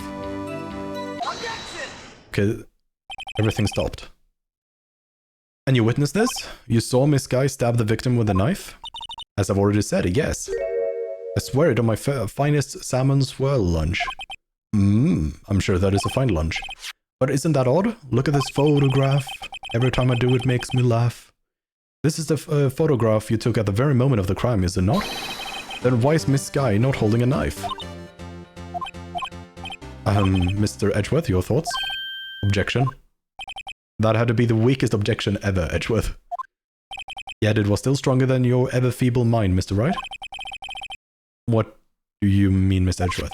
This photograph was not taken the moment before the stabbing, this was taken the moment after the stabbing. And how can you tell that? Blood splatter. Huh? See the dark crimson stains on the chief prosecutor's coat? But it's a black and white photograph.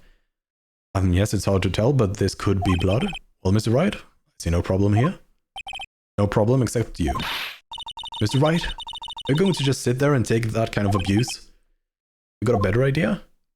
Yeah. Wait, that contradicts what the witness said in her testimony. Namely, that she took the picture the moment she witnessed the crime. Well, it seems I was slightly unclear. My apologies. That's it. If you run out of lunch, you order seconds. Problem solved. If you don't like it, try ordering the jumbo-sized lunch from the get-go. Good advice. I'm not sure I understood it, but good advice. I didn't have time to stop her. Prosecutor Sky was cold calculating like a robot. She killed without pain or remorse. It was a premeditated murder. Premeditated? How do you know? Look at the chief prosecutor's hands in this photograph. Well, Are those gloves? Surgical gloves made of thin rubber, most likely. Why would she have those on? If it was not premeditated, she would not be wearing those gloves. If it was premeditated, why would she use the knife in Edgeworth's car? These gloves do seem to tell a tale of premeditation. Premeditated murder, a serious offense. Witness, add this to your testimony. The murder was planned.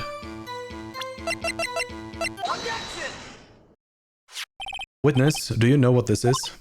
Are you trying to test me? I sell lunchboxes for a living, you know. That's a knife. The knife. The knife that was in Mr. Edgeworth's trunk. Indeed, it is my knife.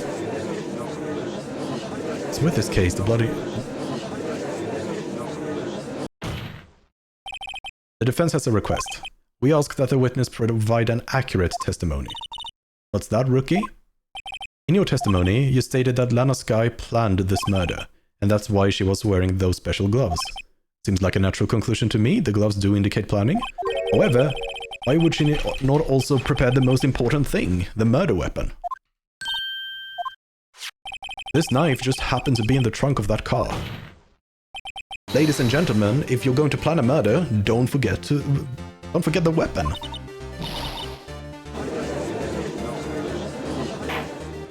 Order, order, order. Great, now the tide is turning in our favor. Great show, Mr. Wright. My sister's as good as free. Right. I believe the next lunch you'll be eating is humble pie. What? I hope you weren't deluding yourself into thinking that the tide has turned. Not over such a trifling detail. But this shoots a hole in the whole premeditated theory. Bah, the prosecution could care less if it was premeditated or not. The only one who seems to care is that lunch lady over there. The defendant, Lana Skye, murdered a detective with a knife. That is the only thing the prosecution needs to prove, nothing else. Very good, Mr. Prosecutor. I suppose you think you're clever now. But you know as well as I do that she planned on killing him. It was planned. If it wasn't, then why would she... I believe I'd like to hear your testimony again. Witness, please tell us only what you saw, not what you thought. How dare you? My powers of deduction are not to be underestimated. Really now?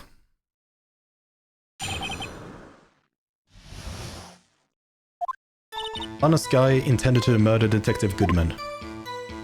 That's why she called the victim all the way to the prosecutor's office.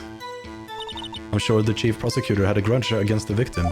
Nothing else could drive that human machine to plunge the knife in again and again. And that is a contradiction, because he was only stabbed once. The victim was summoned from the police department to the prosecutor's office. It does sound a lot like premeditation, doesn't it? So if I ordered a pizza, does that mean I'm planning to kill the delivery boy? In any case, the defense may now cross-examine the witness.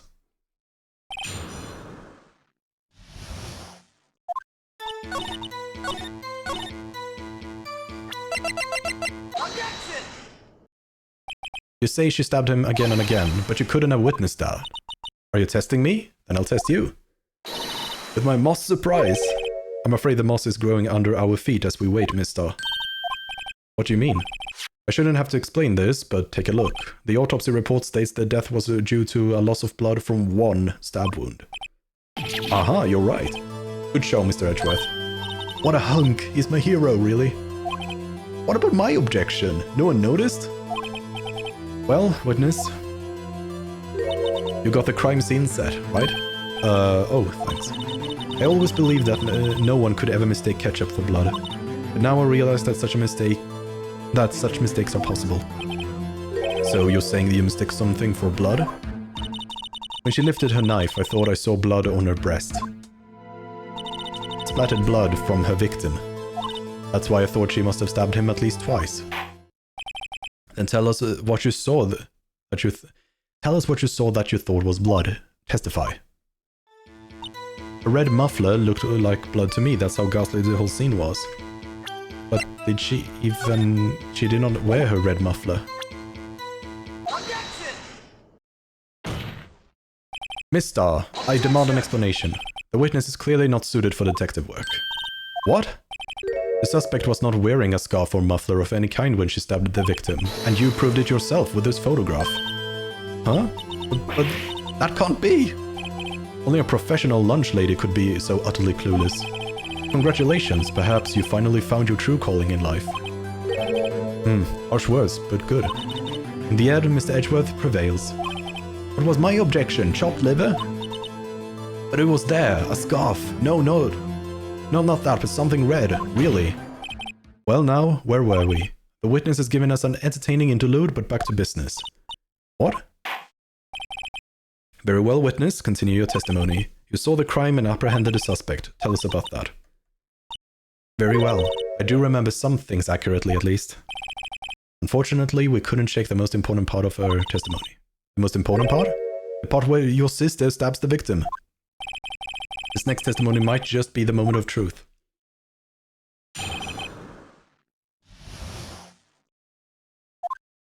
After the murder, the suspect attempted to run behind a partition off to her side. I quickly caught her, explained her rights to her, and arrested her on the spot. Ah yes, when I arrested her, she mentioned the muffler. That's what had me confused in my earlier testimony. The chief prosecutor made to escape, but against Angel Star, resistance is futile. I strike like a snake and bite like a cobra. That's me, Angel Star. That wasn't a very good metaphor. First of all, a cobra is a kind of snake. Don't bother me with the details unless you want to get bitten. No thanks. Note to self, Mr. Wright is weak against poisonous snake bites. The chief prosecutor tried to resist, but her efforts were in vain. She knocked my hands aside, kicked over an oil drum. An oil drum? Oh, she is beautiful, but deadly. A predator, this one. A leopard woman. Roar. Very well, Mr. Wright, your cross-examination, if you will. Yeah, and we can immediately disprove this, because we already know that it's impossible for her because of the grades.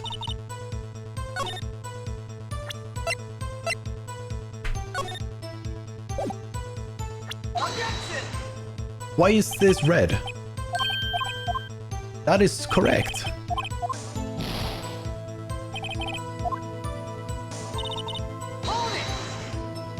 You say quickly. Were you close to the suspect? As I just said, I was only 30 feet away from her the whole time. I press her. I'd like to see this on the floor plans just to be safe. The lunch lady car was... She was a visitor, thus she was parked in B block. So you witnessed the murder from here? That would make it about 30 feet from the car, yes? Is that correct, mister? Yes, that's right. There was a chain link fence in front of you. I went over it, of course. Amazing, the cough-up queen, lunch lady athlete indeed. It would have taken her a little time to climb over the fence. She couldn't have gotten to my sister that fast. Except that... Oh, it did actually have a top. So how did Miss Guy not get away? Ah yes, when I arrested her she mentioned the muffler.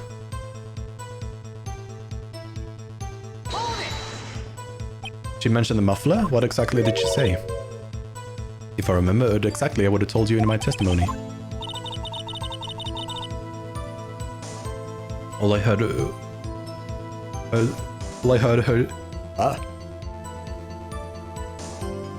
her say was the word muffler.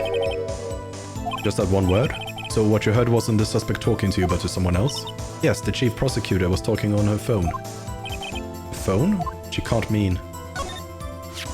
By phone, do you mean this cell phone discovered at the crime scene? Yes, ultimately.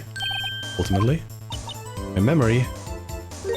It's like a salmon heading upstream, you see. No, the court does not see. Mister? The chief prosecutor first attempted to use this phone hanging on the wall. On the wall? That's right, near the car, there was an emergency phone on the wall.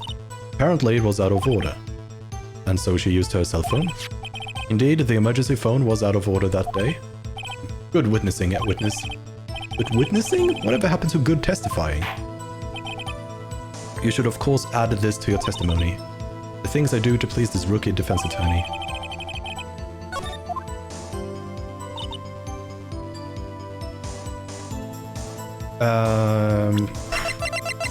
You couldn't. It's a petition. Mister, I have to conclude that you have a personal grudge against Miss Lana Skye. The witness is a former detective. Her testimony is unmarred by personal bias. Well, who would have thought you would be my knight in shining armor, prosecutor? You, who, together with the chief prosecutor, kicked me out 2 years ago. Well, mister, this is a fatal contradiction with your testimony. How do you explain this? I don't know what you're talking about. Mess with me and I'll make you cough it up. Cough it all up. Let's take a look at the floor plans. You said you witnessed the crime from this point. However, if that's true, you couldn't possibly see... You couldn't possibly... You can't talk. You couldn't possibly have seen Miss Guy making the phone call. I believe you see what I'm getting at. The emergency phone was on the back side of this partition. If indeed you were in the B block, you could not have seen it. Order, order. What is the meaning of this? It's simple, Your Honor. She's not coughing up lunch. She's coughing up lies. That's quite a claim, Mr. Wright. Perhaps you will allow me a question? Tell us exactly what lie this witness has told the court. Here's where the counterattack begins. Can't afford to get this wrong. The witness lied about where she saw it. Miss Guy tried to use the emergency phone, but it was out of order. What is significant about this fact? Nothing.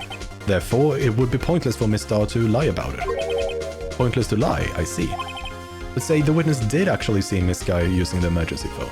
It would mean Miss Starr witnessed the crime from a different location. A different location? Now that's a pointless lie if I've ever heard one. Before you call my lie pointless, at least let me tell it. Let me ask you a question to our clever wordsmith, Mr. Wright. Just where was the witness when she saw the crime? All the testimony we've heard until now points in one direction. The place from where Miss Starr witnessed the crime was the security room. This is the only place where she could have been. The security guard room? Indeed, the security room in the underground parking lot is well positioned. It's built on the second floor so you can see the entire lot. She would have been able to see the emergency phone from there. But why there? There are many other places where she could have seen the phone. Not in this case, Your Honor. The witness, not being part of the prosecutor's office, couldn't park in Block A. The only place where she could have seen the crime and the back of the partition is here. I remember in your testimony, you said you brought a lunch to your boyfriend in the security guard room, yes? Well, Miss Starr? How many years have I been getting the better of men? If you think that the tables could be turned. Today, a man has got the better of Angel Starr. Order, order. What have you done? You used to be a detective. You should know better. I'm not turning back. The guilty will be punished. I'll do what I must to make sure justice prevails. Guilty? Is she talking about Miss Sky? Miss Wright, doesn't this strike you as odd? Why did Miss Starr lie? It doesn't make sense. Huh? She could have just said she saw the crime from the security guard station. It wouldn't change anything. Exactly. This photograph tells all. It was the defendant who stabbed the victim. That truth still stands. It still stands? I disagree, Mr. Edgeworth. What? If a witness is found to be lying, they're guilty of perjury. She knows this. She wouldn't risk that without a good reason. So tell us what her reason was, Mr. Wright. Huh? Me? Who else? Mr. Wright, let's review what we know. Miss Starr witnessed the crime from the security guard station, but she lied and said she saw it from Block B. It must make a vital difference, but what? What would change? I mean, distance changes, difference in lighting, not really angel, or not angel, angle of view.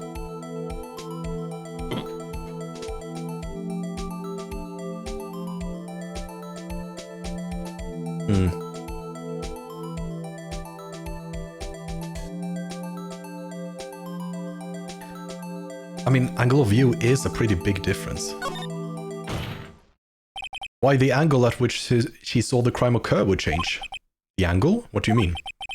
Well, the security guard station is on the second floor, and she would have sort of a more 3D view of the crime. And this is important. Why? Perhaps you'd like to recon. Okay, so it's not that.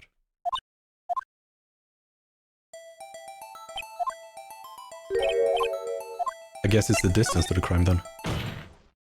It changes the distance between her and the scene of the crime.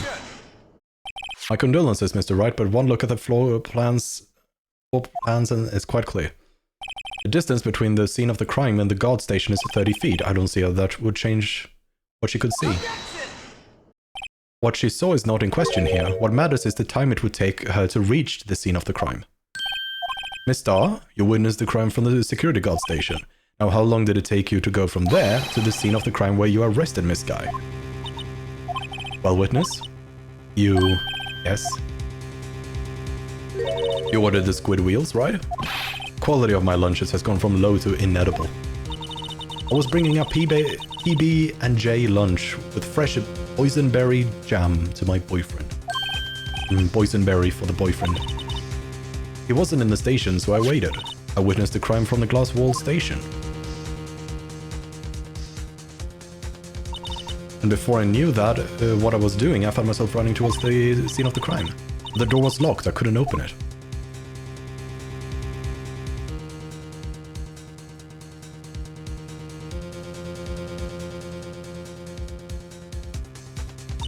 That's why I had to go through the visitors parking in B block. That's quite a detour. It probably took me at least 5 minutes to get to the scene of the crime. 5 minutes? This changes things considerably. But it was the woman over there in the defendant's chair who stabbed him. I know it. I have a photographic evidence. I swear it. I swear it on my finest plastic spork. You have a point, and the spork is a wonderful invention. Would you like another caviar lunch? Absolutely. Uh-oh, Miss Wright, you have to do something. Do I have any evidence to stop this? I mean, I always have to raise an objection, right? 5 minutes between the witnessing of the murder and the arrest. Think about it. You could make pasta in that amount of time, if you like it al dente. I've got lunchboxes that tie pasta into knots, rookie. 5-minute blank. Isn't that strange? Strange? If you were a criminal, what would you do with 5 minutes, Your Honor? Well, I guess I'd flee the scene. Hey! Don't get the wrong idea. But you have the instincts of a killer. You would run. But this time was different. This guy dawdled at the scene of the crime. She even had her picture taken. No true criminal would act this way. It's inconceivable. I mean, it is weird. Well, then it seems we've come to the end of this testimony. The witness has a grudge against the defendant and a blank in her testimony. Mr. Edgeworth is the next witness ready to go. Unfortunately, I appear to have overestimated this witness on account of her professional history. We did it. We screwed that can shut, Mr. Wright. That was close. I'm afraid that the cough-up queen has been dethroned. And with that, the court is adjourned. What the?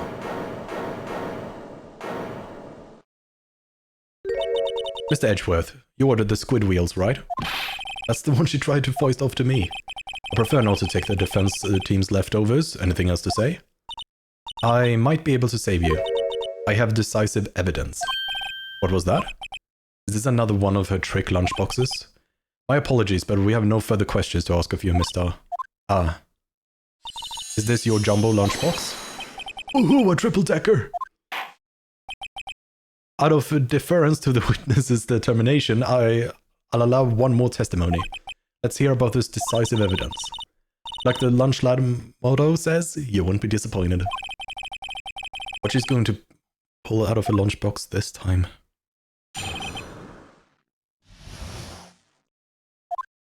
I should have mentioned those 5 minutes when I wasn't looking at the crime scene. And now, to the matter of the victim's shoe. Did I not bring this up? 2 types of blood were found on this shoe. One was of course, the victim's. And the other blood type matched with that of the defendant, Miss Lana Skye. This shoe proves it. It's flawless. Decisive evidence. What? There was blood found on that shoe? Try Lunchland for all your lunch and decisive evidence needs. Witness, what's the meaning of this? Why is this the first time I've heard of this evidence? Simple, as I've already said. I don't trust you with evidence, Mr. Edgeworth. That's why I took the liberty of investigating this myself. And you had blood tests performed? Didn't I mention? I have 3 boyfriends in forensics. In any case, Your Honor, I can't accept this as evidence. What? You must know the 2 rules of evidence law. Rule 1. No evidence shall be shown without the approval of the police department. In other words, this shoe is illegal evidence, at least for the time being. Is that right, Mr. Wright? Seems so. Edgeworth sure is celebrating. Not so fast, Mr. Edgeworth. Don't forget, I used to be a detective. As I mentioned previously, this shoe has already been tested by a member of the forensics department. As you can see, it was approved by the police department as of today. Even the general public can produce official evidence, Mr. Edgeworth. Is that right, Mr. Wright? Seems so. Edgeworth is looking pretty solemn. You could at least study some evidence law, really. The prosecution's complaints notwithstanding, it appears that this evidence satisfied the first rule of evidence law. However, it seems you have yet another count against your witness. Anything to ensure that the guilty are properly judged. Very well, Mr. Wright, you may cross-examine the witness.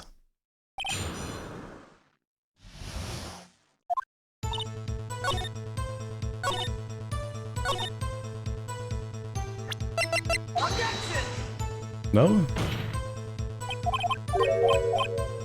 Okay. Let me press, I guess, on stuff. And you found this shoe at the scene of the crime? I detained the chief prosecutor and notified the police department. I wanted to make myself useful while I was waiting for the police to arrive. So like an ill-trained pooch, you snuck off with a shoe. I was afraid someone would erase the chief prosecutor's crime. This shoe was my secret weapon if that should happen. See this fashionable basket I have here? Carries more than lunchboxes, gentlemen. I'm happy for you and your lunchbox bag, really. In any case, you removed valuable evidence from the scene of the crime. Now tell us what you did next. 2 types of blood were found on this shoe. One was, of course, the victim's. So you brought it to the forensics department? If you're going to submit something as evidence in court, you need it approved. To do that, evidence must be analyzed by a forensics expert. And she got away with her little coup because she used to be a detective. The shoe does appear to have bloodstains on it. Well, the man was stabbed after all. And the blood belonged to the victim, Detective Goodman. As I said, there were 2 types of blood found on the shoe. You can't say for sure the blood belonged to the defendant with a blood test. You claim to know something about blood tests, rookie? Huh? Well, speak up. Well, blood comes in 4 types, A, B, and O, and AB. However, you can't tell from a blood test whether a murder was committed in cold blood. That's just a figure of speech, Mr. Wright. Actually, we can differentiate between millions of types with all the blood tests out there, which means that we can more or less narrow any sample of blood down to just 1 person, or so I hear. That's pretty specific. If I had a little more time, I would have gotten DNA test results. But they said there's very little doubt it could be anyone's but Miss Lana's guys. So the suspect's blood was found on the victim's shoe. That tied her directly to the death of Detective Goodman. I was afraid I was going to say that.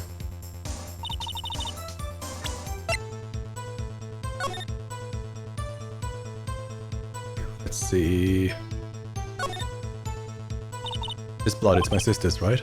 It appears so.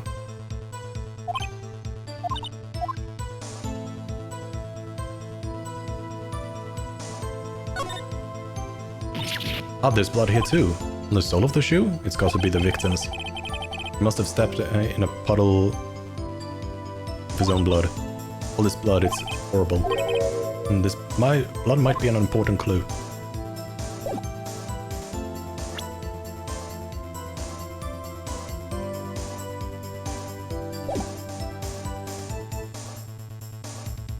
I mean, yeah, that is a clue, but how can I use it?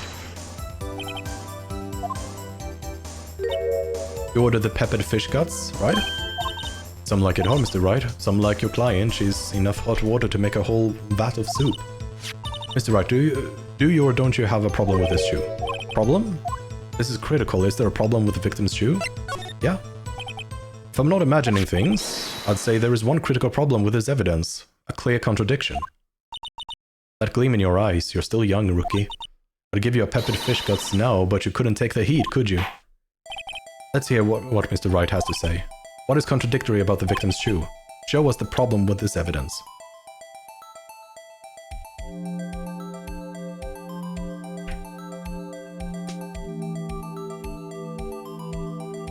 Oh, it doesn't highlight. I wonder if you noticed there's blood on the bottom of this shoe. Don't mess with me, rookie, or it will be your blood on the bottom of my shoe. Indeed, there is quite a bit of blood on the bottom of the shoe. It makes sense, the victim was stabbed with a knife. What could possibly be contradictory about blood on the bottom of his shoe?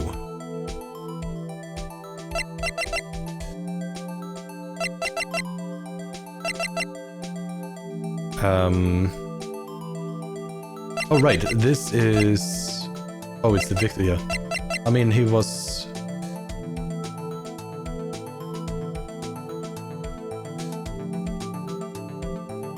I mean, I want to present the autopsy report and be like, yeah, but he was stabbed in the chest. Wouldn't it have gotten on top of his shoes as well?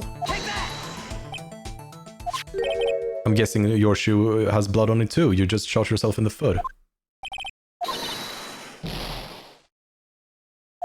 Okay, that's not it, apparently.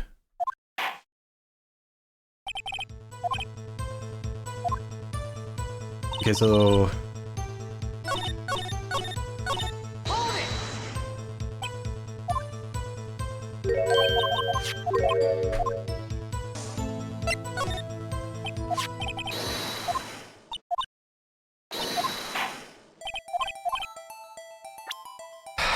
It did let me go onwards when I said the bottom, so I'm going to guess that is correct. Take that!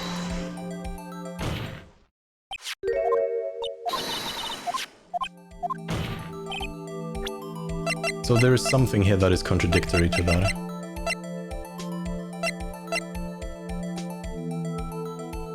I mean, I guess we don't see a pool of blood.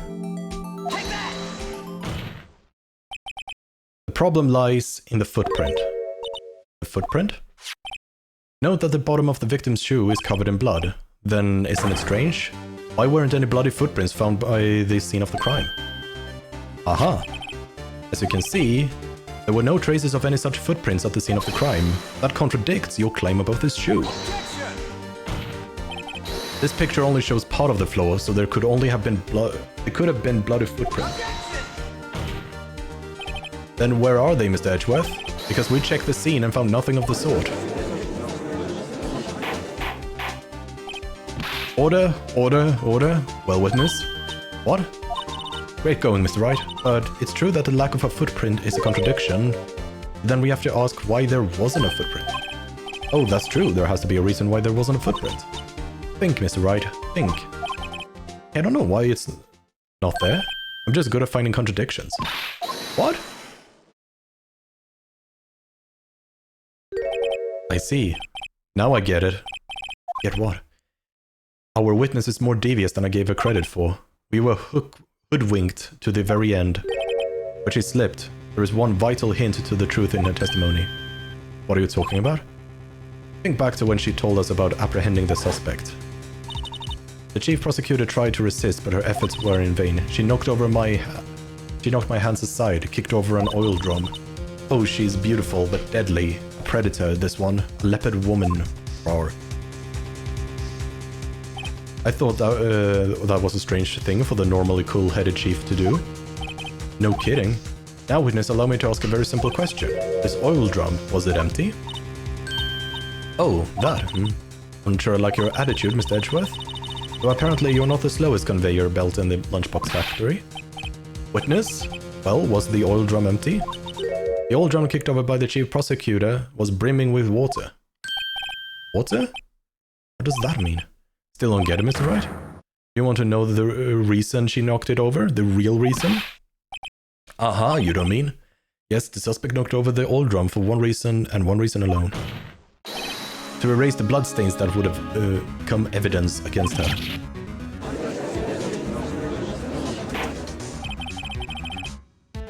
That ties things up quite nicely.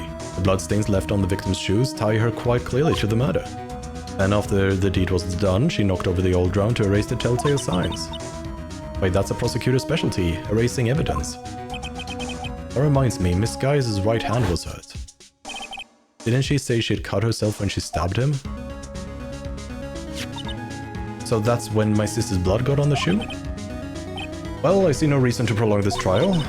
Mr. Wright, do something, please. What can I do? Your sisters confessed to the crime and tried to conceal it. But... enough. There is no need for further debate. The verdict, Your Honor? Very well. But Angel Star is on the prosecution's side. She could have been lying about the water. This court finds the defendant, Miss Lana Sky.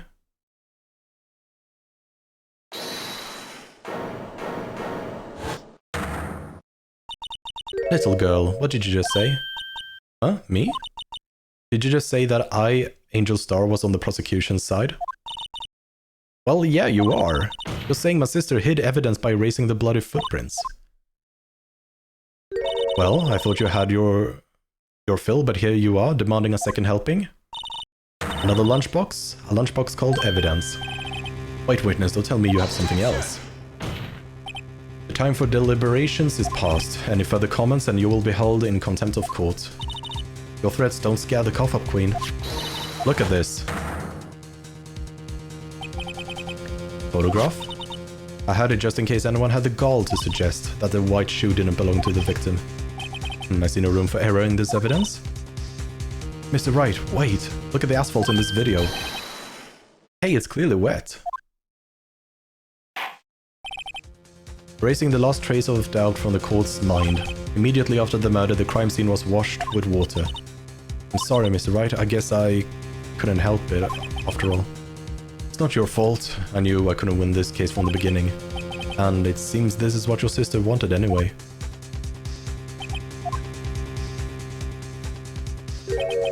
I'm sorry, Mia.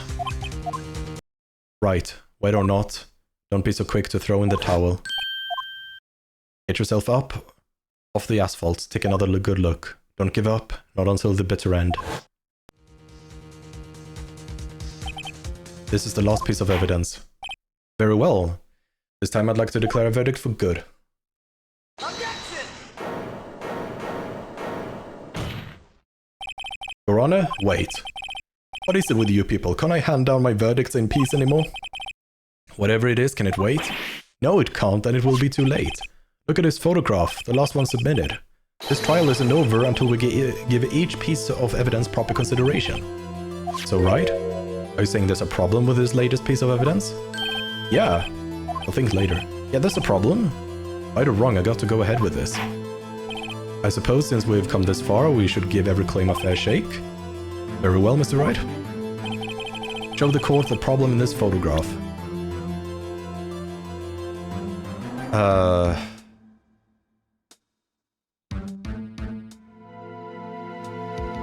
Am I supposed to point at the muffler? At the knife? Or at the shoe?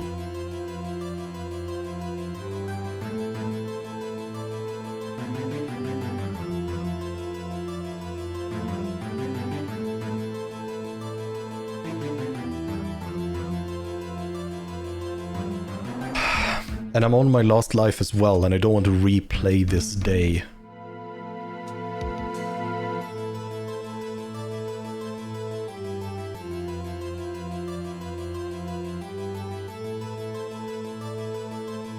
So the question is, what could it be? I mean, I do definitely want to point out the muffler, but I don't think they would care about that right now. I guess... Is the shoe being there relevant? Somehow. I can't see how it would be relevant.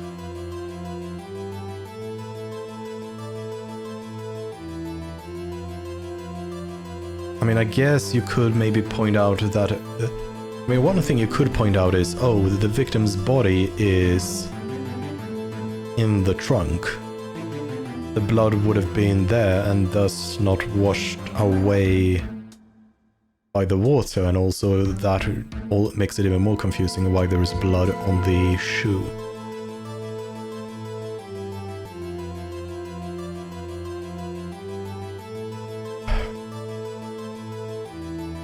Do I look it up? Or do I just guess that I'm supposed to point at something here?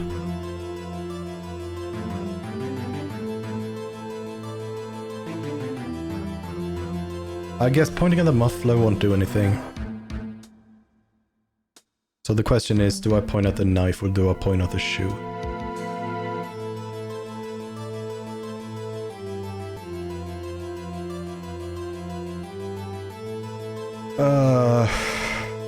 I really don't want to replay this day. I am gonna look it up for this particular thing.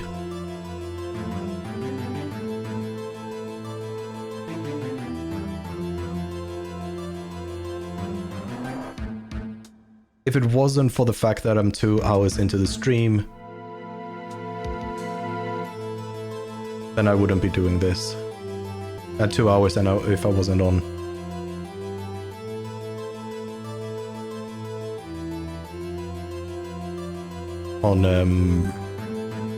Last Life.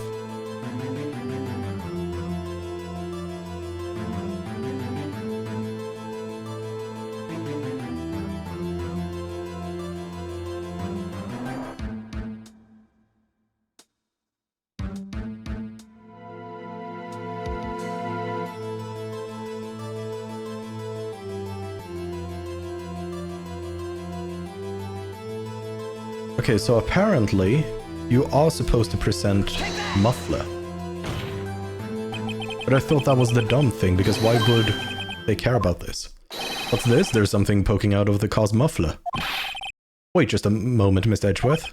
Your Honor? It's just a muffler. However, I see no trace of a muffler or a scarf of any kind in this photograph. The muffler is also a part on a car or a motorcycle, Your Honor. Just think of it as the part of the exhaust system, a pipe. I see, and I see. What's that suspicious looking cloth sticking out of the car's muffler? So what if there is something sticking out of the muffler? What does that have to do with this case? Nothing, absolutely nothing. Sorry, Miss Starr, but it's not going to be that easy. In fact, you've already told us why this is important to the case. You said as much as in your testimony. What? Let's hear what Mr. Wright has on his mind. Tell us why you think this piece of cloth in the muffler is related to the crime. Miss Starr, recall your testimony for the court. Ah yes, when I arrested her, she mentioned the muffler. That's what had me confused in my earlier testimony. Muffler? Could it be that the muffler you heard mentioned was actually this exhaust pipe? If so, that means this piece of cloth is vital evidence.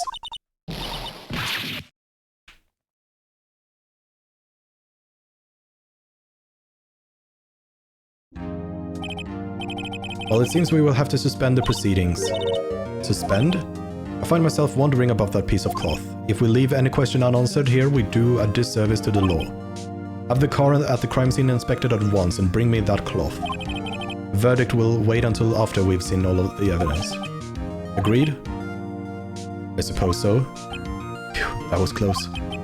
But we made it, at least for now. This court will adjourn for a 30-minute recess. It's lunchtime after all. You still hungry?